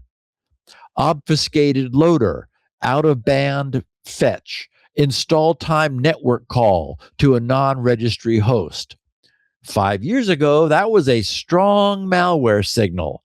After V12, a chunk of it is just legitimate software adapting to a stricter world, not malware because of the things it has to do. So while the number and frequency of the big NPM attacks go down, the signal-to-noise ratio for everyone hunting malicious packages gets worse. The benign, in other words, false positives or missed negatives, the benign and the malicious converge on the same suspicious-looking pattern. We end up triaging a flood of weird but fine packages to find the weird and actually bad ones. And the bad ones get better cover precisely because so much legitimate behavior now looks like what they do. You bury the needed functionality in something that looks sketchy, and you've built the perfect place to hide a needle, a pattern that now looks sus, except it isn't, until it is. What the firewalls and cooldowns are really telling you. Step back and look at what cooldowns and firewalls actually represent. They're good controls. Yes. They're also an admission. The reason a third-party product can flag a malicious version 6 minutes after it's published is that NPM is not doing it themselves. The reason teams pay for an interception layer in front of the registry, the firewall, is that they cannot trust the registry to keep malware out. We are watching detection and response getting pushed onto users and onto a handful of vendors, while the registry that profits from being the default keeps underinvesting in its own scanning. The incident cadence so far in 2026 makes this gap obvious.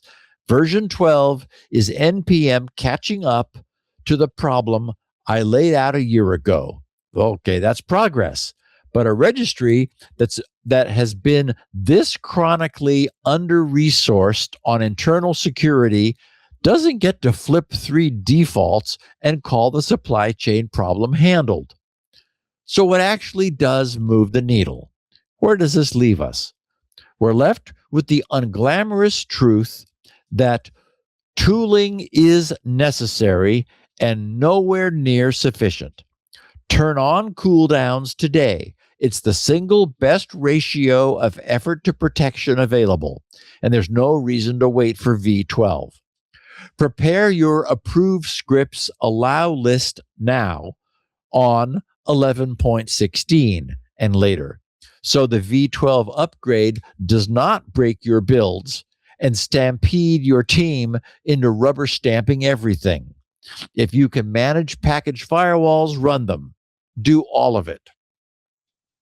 And that's his conclusion. So I thought this was a terrific.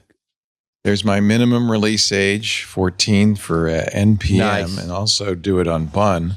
14 days. Good. Bun, you have to do seconds, I think. So, Right. But and I did it for a lot of things. I wish I could do it for the Arch User Repository. I can't. I wish I could, or at least I haven't figured out how to do that. Yeah, because that's the one that's really scaring me right now. Yeah. So I thought this was really a terrific piece of from the field feedback. As we've been seeing for years, malware that slips into the NPM repository has been steadily increasing. I mean, like big time. And there doesn't appear to be anything that can be done. The one thought I had while reading this person's posting was that perhaps these changes are being made on the cusp of AI appearing in a time of need. He noted his annoyance that responsibility was effectively being pushed away from the repository and onto less centrally managed external resources and solutions. We see that the largest entities, Cisco and Microsoft, jump to mind.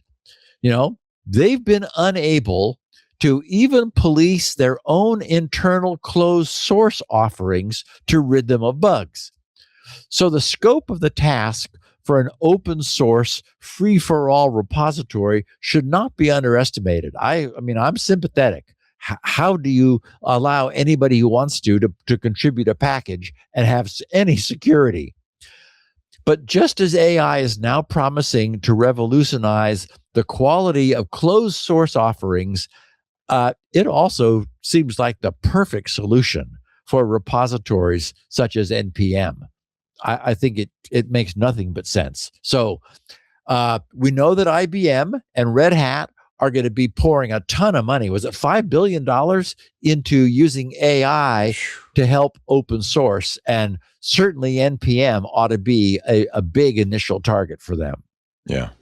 And Leo, it's time for me to take a sip of my juice and for us to find out who's paying for this. This is a low caffeine day for Mr. Gibson. What is in your juice? Is it a green juice? Is it a... No, it's a third of regular orange juice, organic, of course, because Lori, and then 2/3 water. So that sounds good. It's just diluted. It's diluted OJ. It would be water, except water, it's a little boring. So we just, like just make it a little more interesting. Exactly. Okay. Our show today, while Steve drinks his Tang, is brought to you by Zscaler, the world's largest cloud security platform. Man, you listen to this show, you go, give me security, right? The potential rewards of AI, as we've seen, are too great to ignore, but the risks are there too. Loss of sensitive data and attacks against enterprise managed AI. Generative AI increases opportunities for threat actors, helping them to rapidly create phishing lures, to write malicious code, to automate data extraction. And a lot of the, privacy leaks, the security leaks are not malicious, just inadvertent.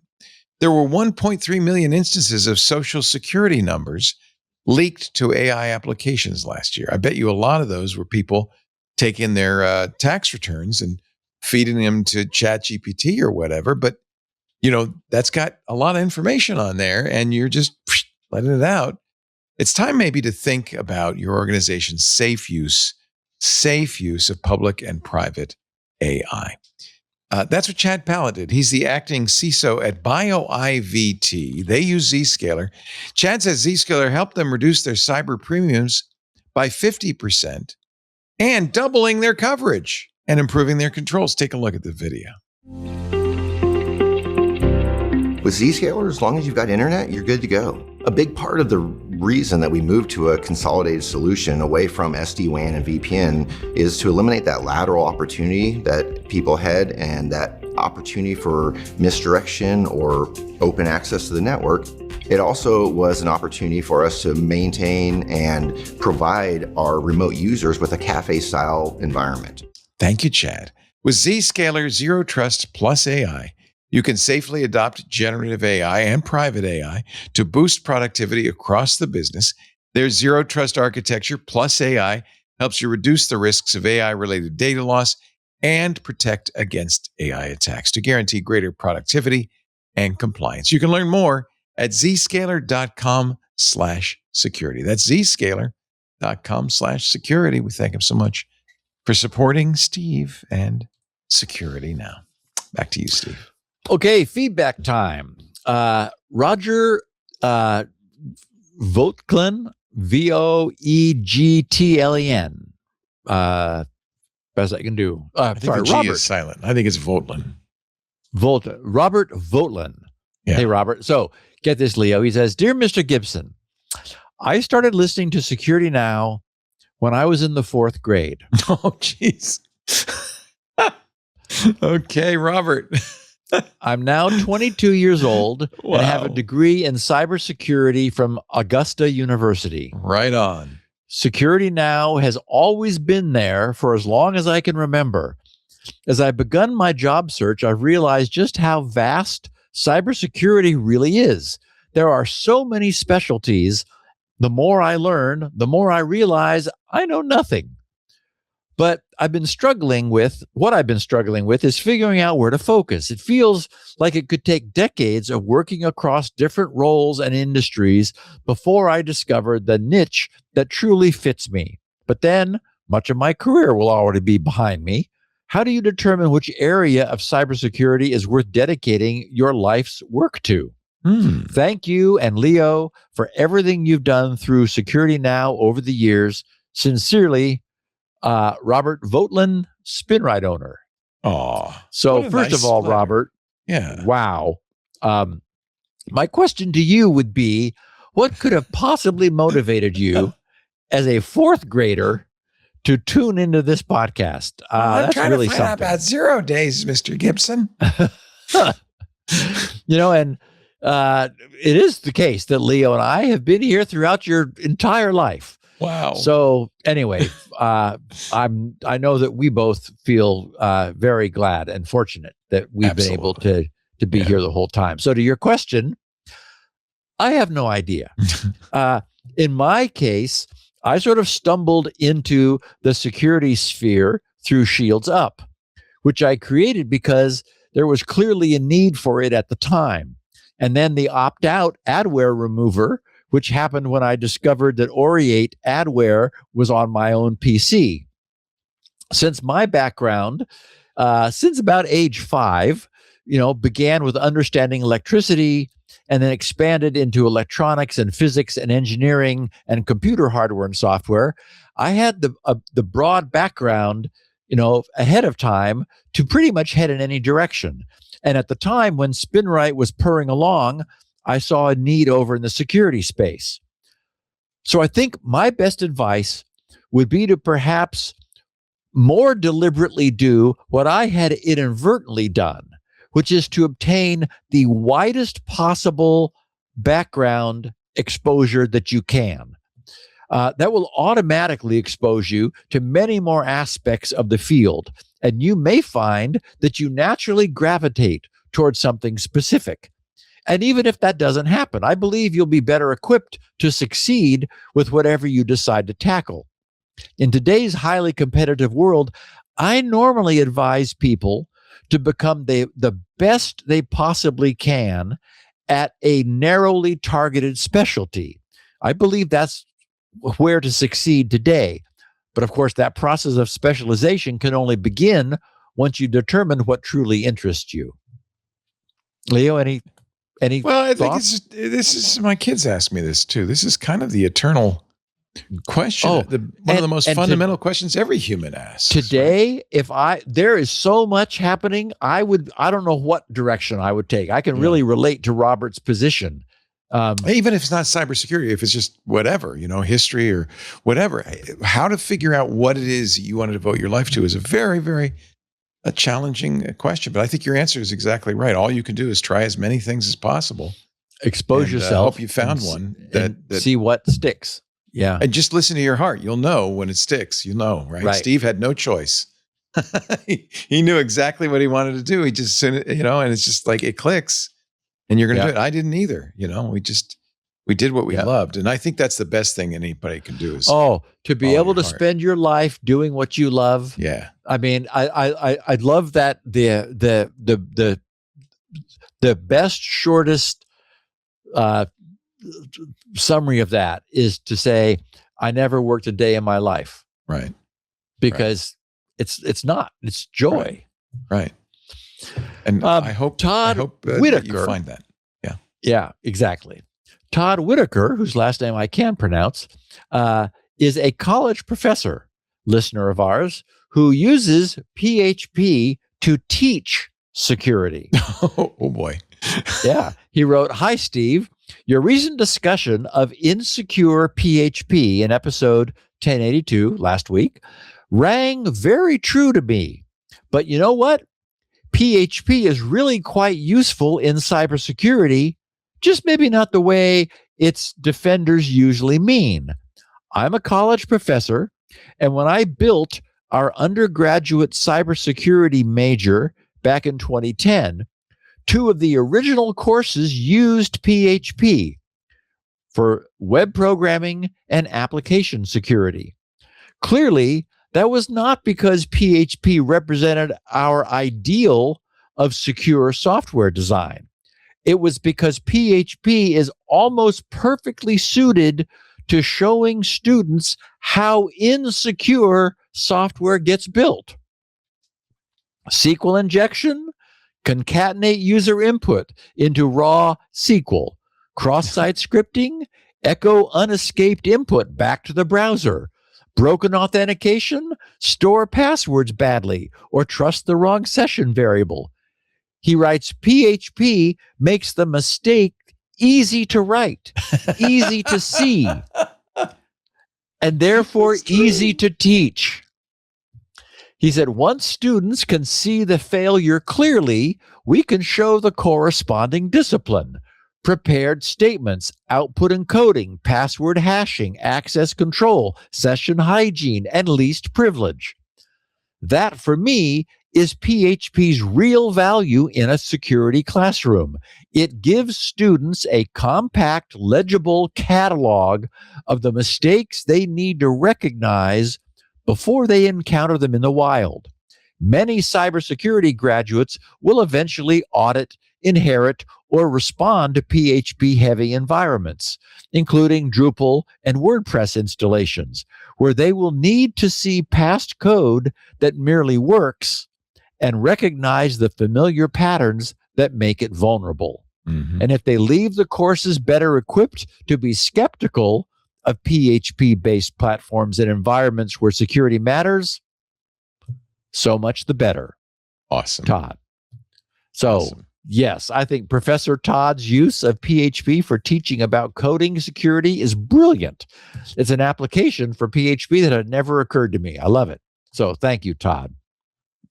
Derek Kilgo said, hi, Steve, 20-year PHP veteran here. I thought you'd find this interesting. The foundation that governs PHP has added a grant-funded position to improve PHP's security posture given the realities of AI-powered development.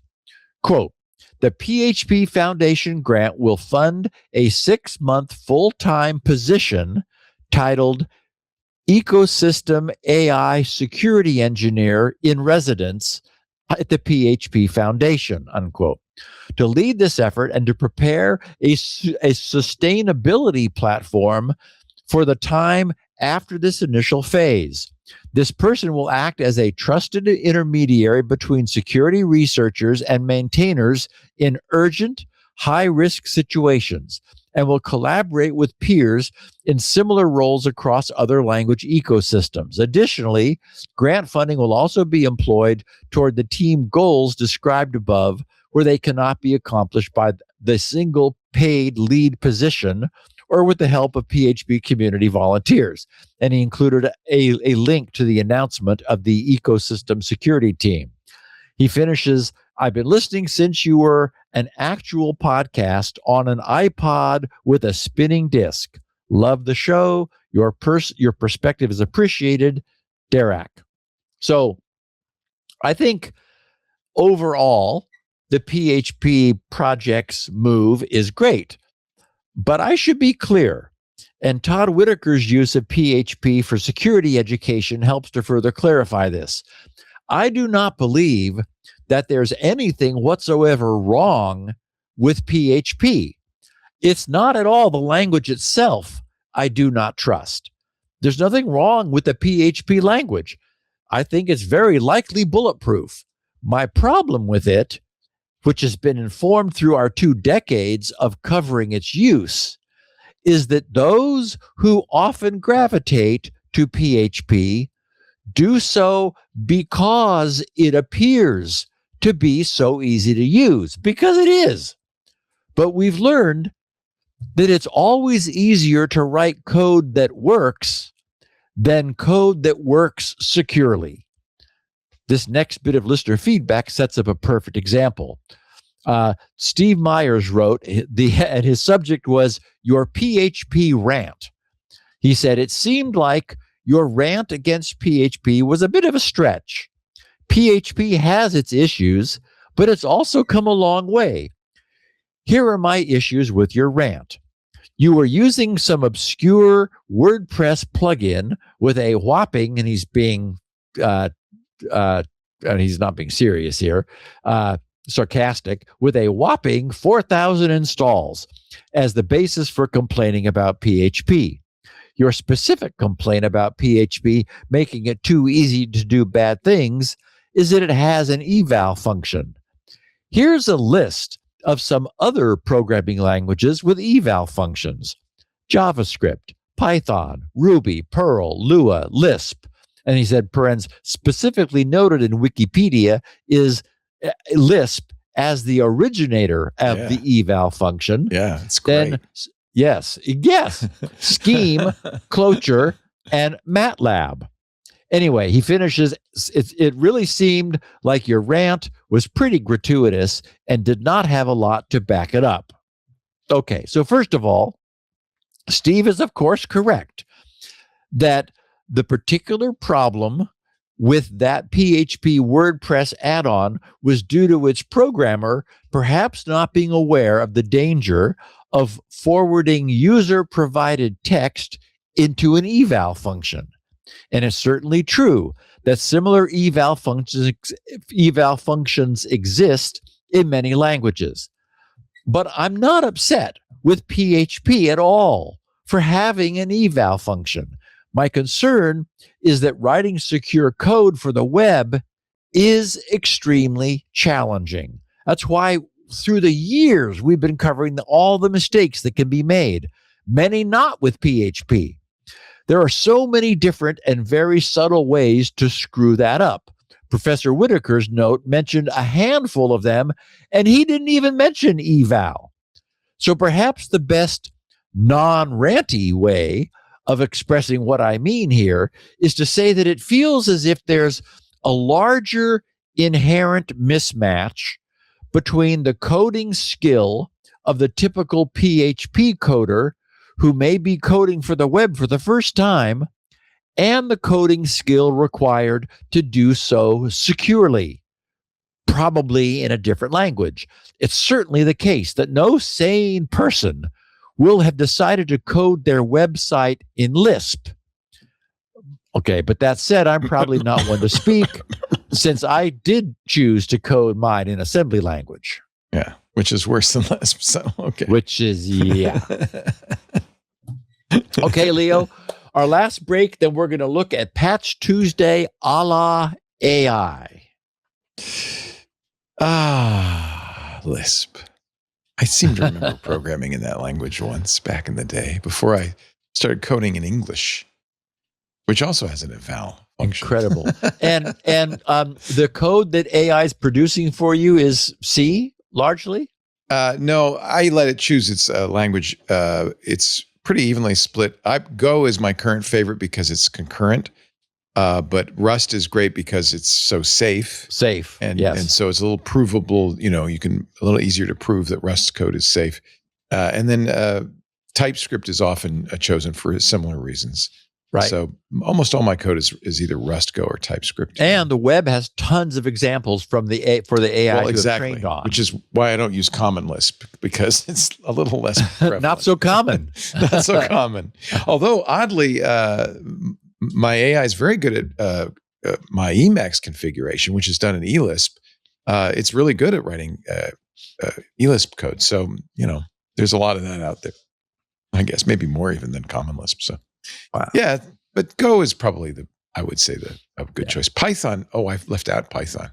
A lot of stuff's in Python. Just all those one-off, like that one-off web server for the curling of the SSH key. That it just threw together for you. It's so easy to do in Python because all the libraries, it makes it very simple. Right. Our show today, my friends, brought to you by Adaptive, the first security awareness platform built to stop AI-powered social engineering. Now, here's the shift. Attackers don't need malware anymore. They need trust, right? Because your employees will do all the work for them. So they do it with a cloned voice, a convincing deep fake on Zoom, or an AI-written phish that looks like it came from your IT team. And now with AI, these things are so easy. That's why you need Adaptive. Adaptive prepares your organization with simulations across email, SMS, and voice. So deep fakes, vishing, AI-generated phishing, including scenarios that can mirror your own brand and executives. I played that audio that Anthony made that sounds exactly like me telling Burke to buy some Amazon gift cards and send him to a random address.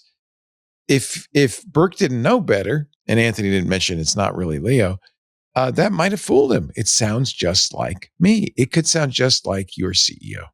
And when employees report something suspicious with Adaptive, they can help you triage it fast so security teams aren't buried in false alarms. Adaptive could say, yeah, this is a problem. Or no, don't worry about it. You need training fast? With Adaptive's AI content creator, you can turn a breaking threat, an incident report, or a compliance doc into interactive multilingual modules in minutes. No design team required. It'll do it for you. With Adaptive, you can build, customize, and monitor every part of your training with complete personalization. The result is a more resilient security culture, which is essential for companies like who uses Adaptive Plaid. You know Plaid. Their platform powers thousands of digital finance apps and links consumers, developers, and institutions. Sensitive data is at its core. Plaid's security and compliance are non-negotiable. Plaid's head of security, GRC, says, quote, Adaptive has equipped our teams with cutting-edge tools and built a smarter, more resilient security culture across the company. Adaptive, trusted by Fortune 500s, backed by NVIDIA and OpenAI, Adaptive is building the defenses we need for the AI era. Learn more at adaptivesecurity.com. That's adaptivesecurity.com. Boy, time couldn't be better for this. Adaptivesecurity.com. You need it. Now, back to Steve. So we all knew this had to be coming, and it did not take long, which is probably the mantra for the AI era. It didn't take long. No. Because the new race is now on, right? To see whether our industry's badly broken software can and will be repaired with the help of AI before the bad guys are able to leverage that same AI to find and exploit any of that same software that's not yet been repaired. In other words, what's been expected and predicted with the advancing evolution of AI models focused upon code is all really happening. Last Tuesday, Microsoft broke their all-time record for the number of security vulnerabilities patched in a single update cycle. And that doesn't even count their fixes to their Chromium-based Edge browser, which also broke its own record by a lot. Those fixes to Edge are now wisely being separated into a separate account, or separate count. And I say wisely because if the two counts were not separated, and we used to lump IE in with, Patch Tuesday updates, because that's when it was being updated typically. If they weren't separated, June's haul alone would land somewhere in the neighborhood of 566 security vulnerabilities. 566. Okay, so let's Wow. Yikes. Let's first take the non-Edge Windows and Windows adjacent patches. Even without Edge, there are so many that the exact number differs from one report to the next. Counting that high can be tricky, but everyone agrees that it was at least 200 and perhaps as many as 206. Now, we've all become a little patch drunk, right? There was a time when 30 or 40 vulnerabilities would have raised eyebrows. Whoa, 40 vulnerabilities. Now that's seen as a quiet month. But it's like 200. So just stand back and consider something north of 200 security bugs found and fixed.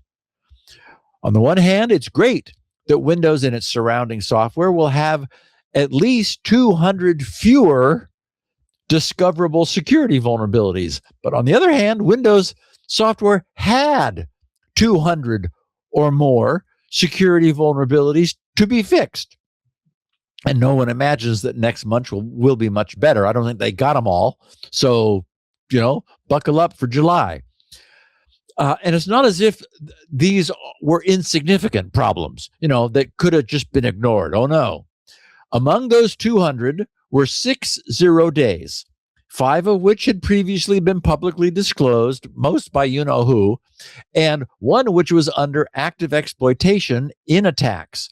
And among these 200 now blessedly resolved Microsoft Windows and Windows adjacent bugs, get this, 33 of those ranked as critical, with all but 5 of those, so 28 of them, being remote code execution. 28 critical remote code execution flaws. Of the remaining 5, 4 of those were privilege elevation, and the last one was an information disclosure. But 23 RCEs found and fixed in 1 month. It's nice to see Microsoft moving quickly to employ their codename M-AI I hope that doesn't stick, to the task of finding and fixing the many flaws we have come to understand Microsoft code contains, right? I mean, they're moving quickly with a purpose here because they are fully aware that increasingly capable AI models are also in the hands of malicious actors who are beginning to actively employ those models for the discovery and exploitation of Microsoft's many code shortcomings. So as I noted at the top of this, it could not be more true that a true race is on. This is really a race. I continue to hold, however, that bugs are not inherently endless.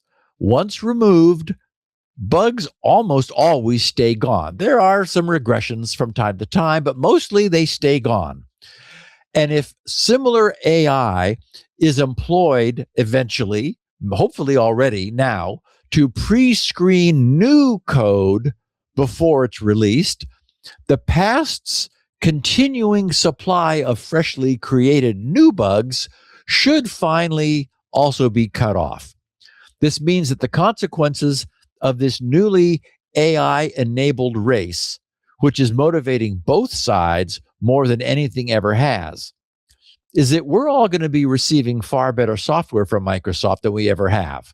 Basically, it's sort of like I remember noting this about Cisco, thinking, okay, Cisco, you've been unable to get your software right. Maybe we need to make it easier for you. AI will make it easier for you. Similarly, with Microsoft, AI is going to make it easier for Microsoft to have way fewer bugs than ever before.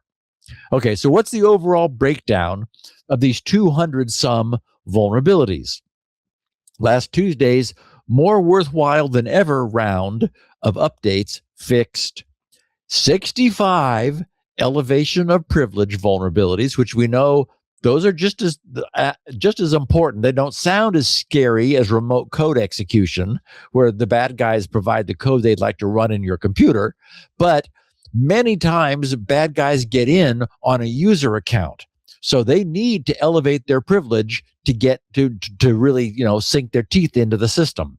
So 65 elevation of privilege vulnerabilities, 55 remote code execution vulnerabilities, 55, 30 information disclosure vulnerabilities, 27 spoofing vulnerabilities, 19 security feature bypass vulnerabilities, and 7 denial of service vulnerabilities, where you crash something. One of those we know, one of those DOSs we'll talk about in a second, because that was the HTTP2 bomb that we covered. And just for the record, even all of that, 206, 200 to 206, depending on who you ask, they did not include flaws repaired previously in Mariner, Azure Horizon DB, Microsoft Copilot, Copilot Chat, M365 Copilot, Microsoft Exchange Online, and Microsoft Graph. They were all previously repaired, and they all had a bunch. In other words, things really are quite furious up there in Redmond, Washington at the moment, and that's great for everyone. So what do we know about the various 0 days that were fixed? There were 6 of them. Thanks to the tireless efforts of the renegade hacker, Nightmare Eclipse, another of their 0 days, known as Green Plasma, was fixed. That was assigned the CVE this year of 45586, an elevation of privilege flaw that the disgruntled hacker discovered in Windows Collaborative Translation Framework, CTF-MON. I don't know what that is, but I've often seen CTF-MON in my process list, so it's busy being something. It had been publicly disclosed and enabled an unprivileged user account to upgrade itself to full system privileges. So again, Nightmare Eclipse was another nightmare for Microsoft, publicly releasing as a 0 day, a means of using the CTF-MON to elevate an account privilege from user to system. Microsoft was also able on June, and I was impressed by the speed of this because this only just happened earlier in June, to quickly repair that HTTP2 bomb, which we just talked about, denial of service vulnerability, which was, the deliberate headline grabbing, irresponsible disclosure of which annoyed me so much, which we talked about last week, where the guys at Caliph said, hey, guess what? We don't believe in responsible disclosure anymore because of AI. So here it is. Okay. The Microsoft variant was assigned a CVE of 49160 and was found in the http.sys module, which makes sense. That's the web server module or driver. As Microsoft phrased it, quote, uncontrolled resource consumption in HTTP2 allows an unauthorized attacker to deny service over a network, which of course is microspeak for anyone's laptop can bring down our web servers. What we already know from Caliph's disclosure is that the HTTP2 bomb is a denial of service technique that abuses how the protocol itself compresses and manages web traffic headers, which allow attackers to send very small amounts of data and force servers to allocate disproportionately large amounts of their memory.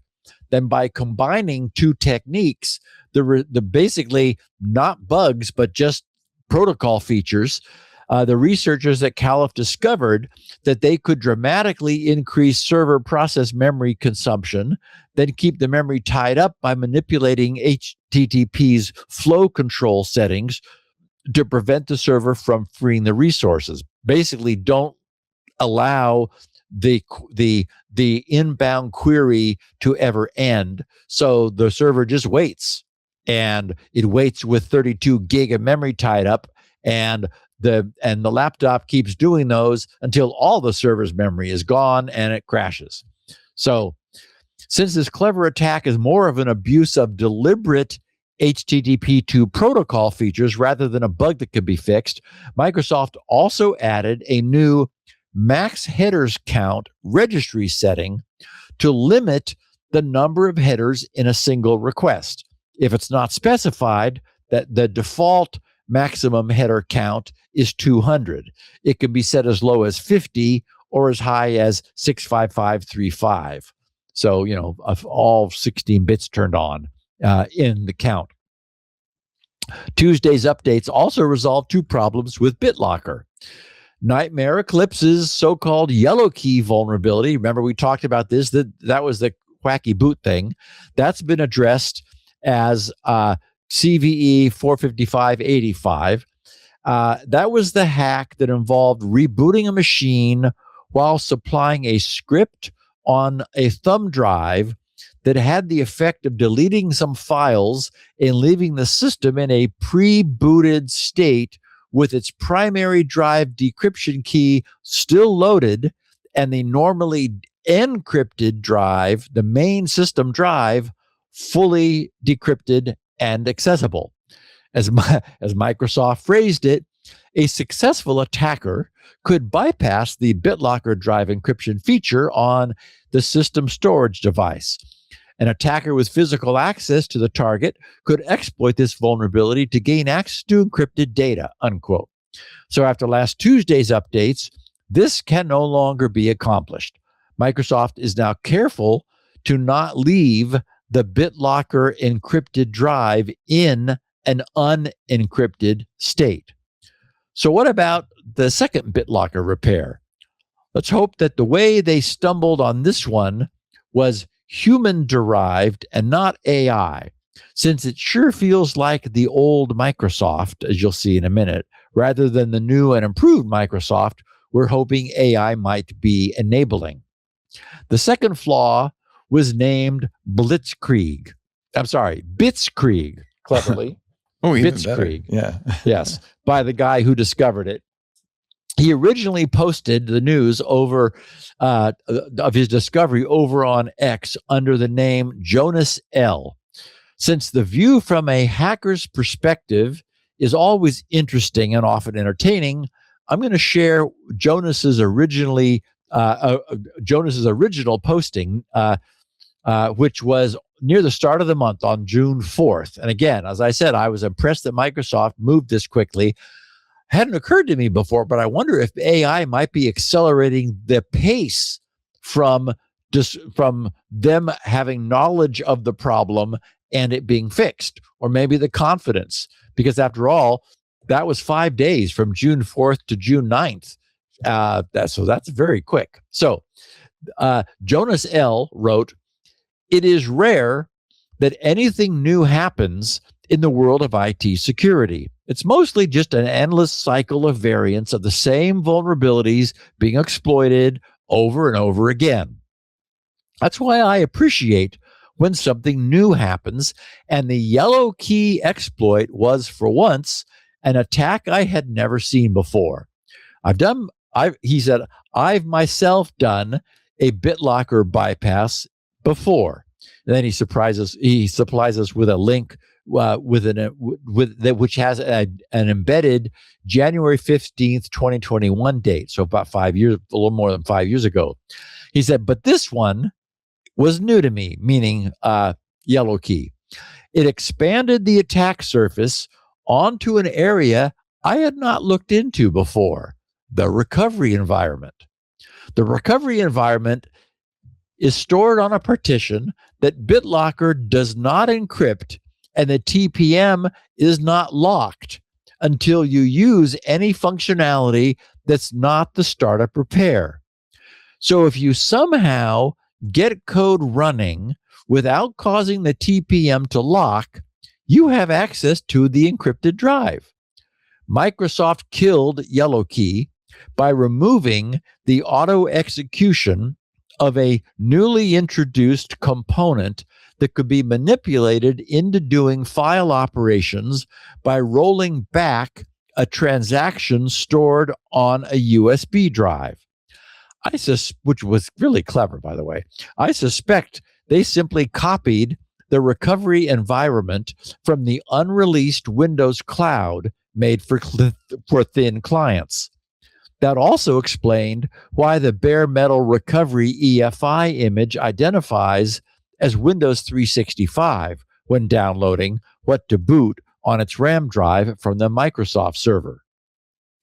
The Yellow Key, he said, the Yellow Key transaction rollback hack enabled a file deletion, enabling launching a command prompt by holding down control when launching recenv, recenv.exe,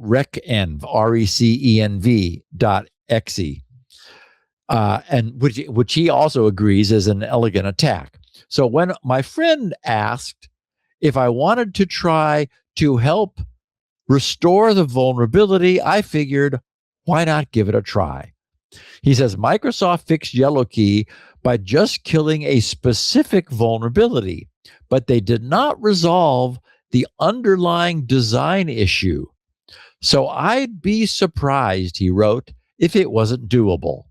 After 24 hours, a new attack was born.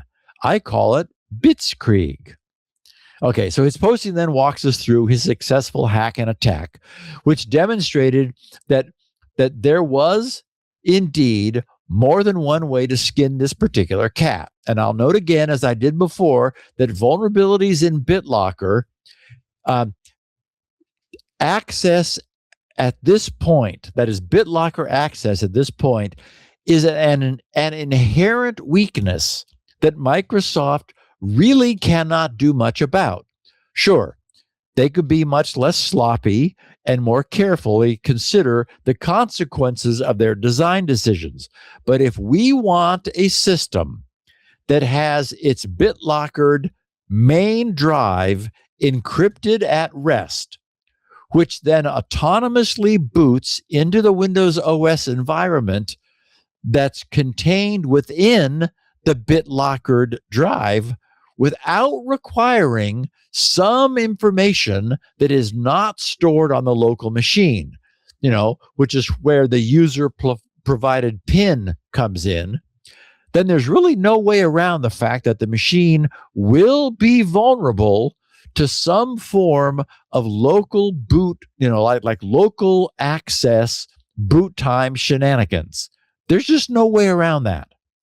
So last Tuesday's patch update resolved this additional Blitzkrieg attack that Jonas L. discovered. And as I said, I'm surprised they did it in 5 days. And that's good, since he had made it public also. But enterprises and security-minded end users should not rely too heavily upon the security of entirely self-decrypting BitLockered systems. The only way to ever be truly safe is to require some information at boot time that is not present anywhere else in the system. That means depending upon a hardware dongle or a manually entered PIN. This is the classic trade-off between security and convenience, and there's just no way around it. Okay, so what else do we know about Tuesday's record breaker? The history behind this next 0 day is curious because it's a fix for a CVE dated an unbelievable 6 years ago in 2020. CVE 2020-17103, which is a Windows Cloud Files mini filter driver elevation of privilege vulnerability. Like so many other recently released 0 days, this one too owes our attention to none other than Nightmare Eclipse. Its reincarnation by that now infamous hacker was given the name Mini Plasma. So yeah, Mini Plasma. So what's up with the CVE from 6 years ago? Nightmare Eclipse explained that the flaw was originally reported to Microsoft by Google's Project Zero. And indeed, I found the original bug with its full description and its attached proof of concept in a zip file. However, Nightmare Eclipse stated that the flaw was still exploitable, and it was unclear whether Microsoft fully patched the issue or whether the bug may have been reintroduced. As I said, bugs sometimes come back, may have been reintroduced at some point. In any event, it appears to have been fixed once again. And this brings us to the fifth and final 0 day remote code execution vulnerability. Just to be clear, this is one of the 55 remote code execution vulnerabilities that were fixed last Tuesday. Though the majority while RCEs were not 0 days. Remember, there were 55 of those, unbelievably. But this one, CVE 2026 42897, was one of the 0 days. This last one is a spoofing vulnerability that was present in Microsoft Exchange Server. It was being actively exploited in the wild to execute JavaScript in a targeted victim's browser. Microsoft explained, quote, an attacker could exploit this issue by sending a specially crafted email to a user. If the user opens the email in Outlook Web Access and certain interaction conditions are met, arbitrary JavaScript can be executed in the user's browser context. So technically, this last one was not part of the primary Patch Tuesday bundle. At the time, Microsoft explained that they were still working on its update and that they would be pushing it out through the Exchange Emergency Mitigation Service, which should be enabled by default on certainly on Exchange Server, and hopefully for users that might be affected by this. We know nothing about who disclosed this vulnerability, nor how it was exploited. But it was a 0 day. Scanning down the surprisingly lengthy list of critical, so remember we had 55 critical remote code vulnerabilities, we find that one was present in Active Directory domain services and another in Microsoft Azure Kubernetes service, Microsoft Office and the remote desktop client. Get this, each had 7 critical remote code execution vulnerabilities. Remote desktop and Microsoft Office each had 7. One was in Nuance PowerScribe. 3 were found and removed from Windows Hyper-V. Thank goodness, because I'm about to start using it. There was one in Windows Development Services. Windows DHCP client had one. And that's a scary place to have a critical RCE, since, although it explains why it's critical, since most Windows clients will be using DHCP. So their client will be vulnerable remotely by default to any server that is able to supply DHCP information. In addition to the Windows HTTP2 bomb, which we talked about last week and previously this week, which was that denial of service problem, the HTTP.sys module also had a terrifying critical remote codecs and vulnerability fixed. I assume it was terrifying since it was in HTTP.sys. That's the Windows web server module, and it was rated critical, and it was a remote code execution. And nothing is more exposed than a web server, which is why the HTTP2 bomb vulnerability was such a problem. Windows Kerberos also had a critical RCE, and not to be left out, Windows kernel did too. And finally, 2 RCEs were found and fixed in the Windows Win32K graphic GRFX module. So, I named today's podcast Patch Tuesday a la AI, because this is what the next several months or so are probably going to look like. It's going to be very interesting to see the shape of the vulnerability discovery and remediation curve. As we know, the previous months, meaning May, Patch Tuesday tied for the most ever patches in any month. And that was like 125 or something. As we know, this month's this month's patch number count fixes far exceeded that one. So are we seeing an acceleration? I mean, we are in the last couple of months, certainly. What will next months look like? No idea, but it's going to be really interesting to see. And finally, lastly, over on the Microsoft Edge Chromium update side, I will quote from Bleeping Computers reporting about that, just one line, which wrote, quote, "There were also a massive their word, there were also a massive 360 Microsoft Edge / Chromium flaws that were fixed by Google this month. Okay, 360. And these were found in the Chromium browser, which was already the recipient of an incredible expenditure of past manpower. But now our entire software industry is replacing manpower with AI power as rapidly as it can. And it's quickly becoming clear that at least in the field of software, there's really no comparison, man versus machine. Since the results are pretty much speaking for themselves, machine wins. Yeah. And I, for one, Leo, cannot wait to see what happens next. This is a real ride lately. It's crazy. Yeah. That there are that many flaws is in Chrome and Windows. Windows is huge, I understand, but Chrome, it's yes, 360. And it does say that Google is busy running AI over Chrome. Yeah. No, but I'm with you. I am stunned because, I mean, it was believed to be super secure. Yeah. And they said, whoops. So in some ways, if you could find the flaws, if you were a bad guy, you could also exploit the flaws, right? I mean, that's why people are worried about Fable and Mythos, is finding them and fixing them is tantamount to finding them and exploiting them. It's the same And process. Mythos, we know, produces proofs of concept. So Right. it designs the exploit. That is an Right. exploit, is a proof of concept. Right. Okay, I don't know where this is all headed. I have no idea. I know we're going to talk more about it tomorrow. I'm trying to get Katie Mazuris on as well, because she's the only one who's seen this check the code, fix the code, quote, jailbreak. And Alex Stamos will also be joining us. He has created the campaign to free Fable.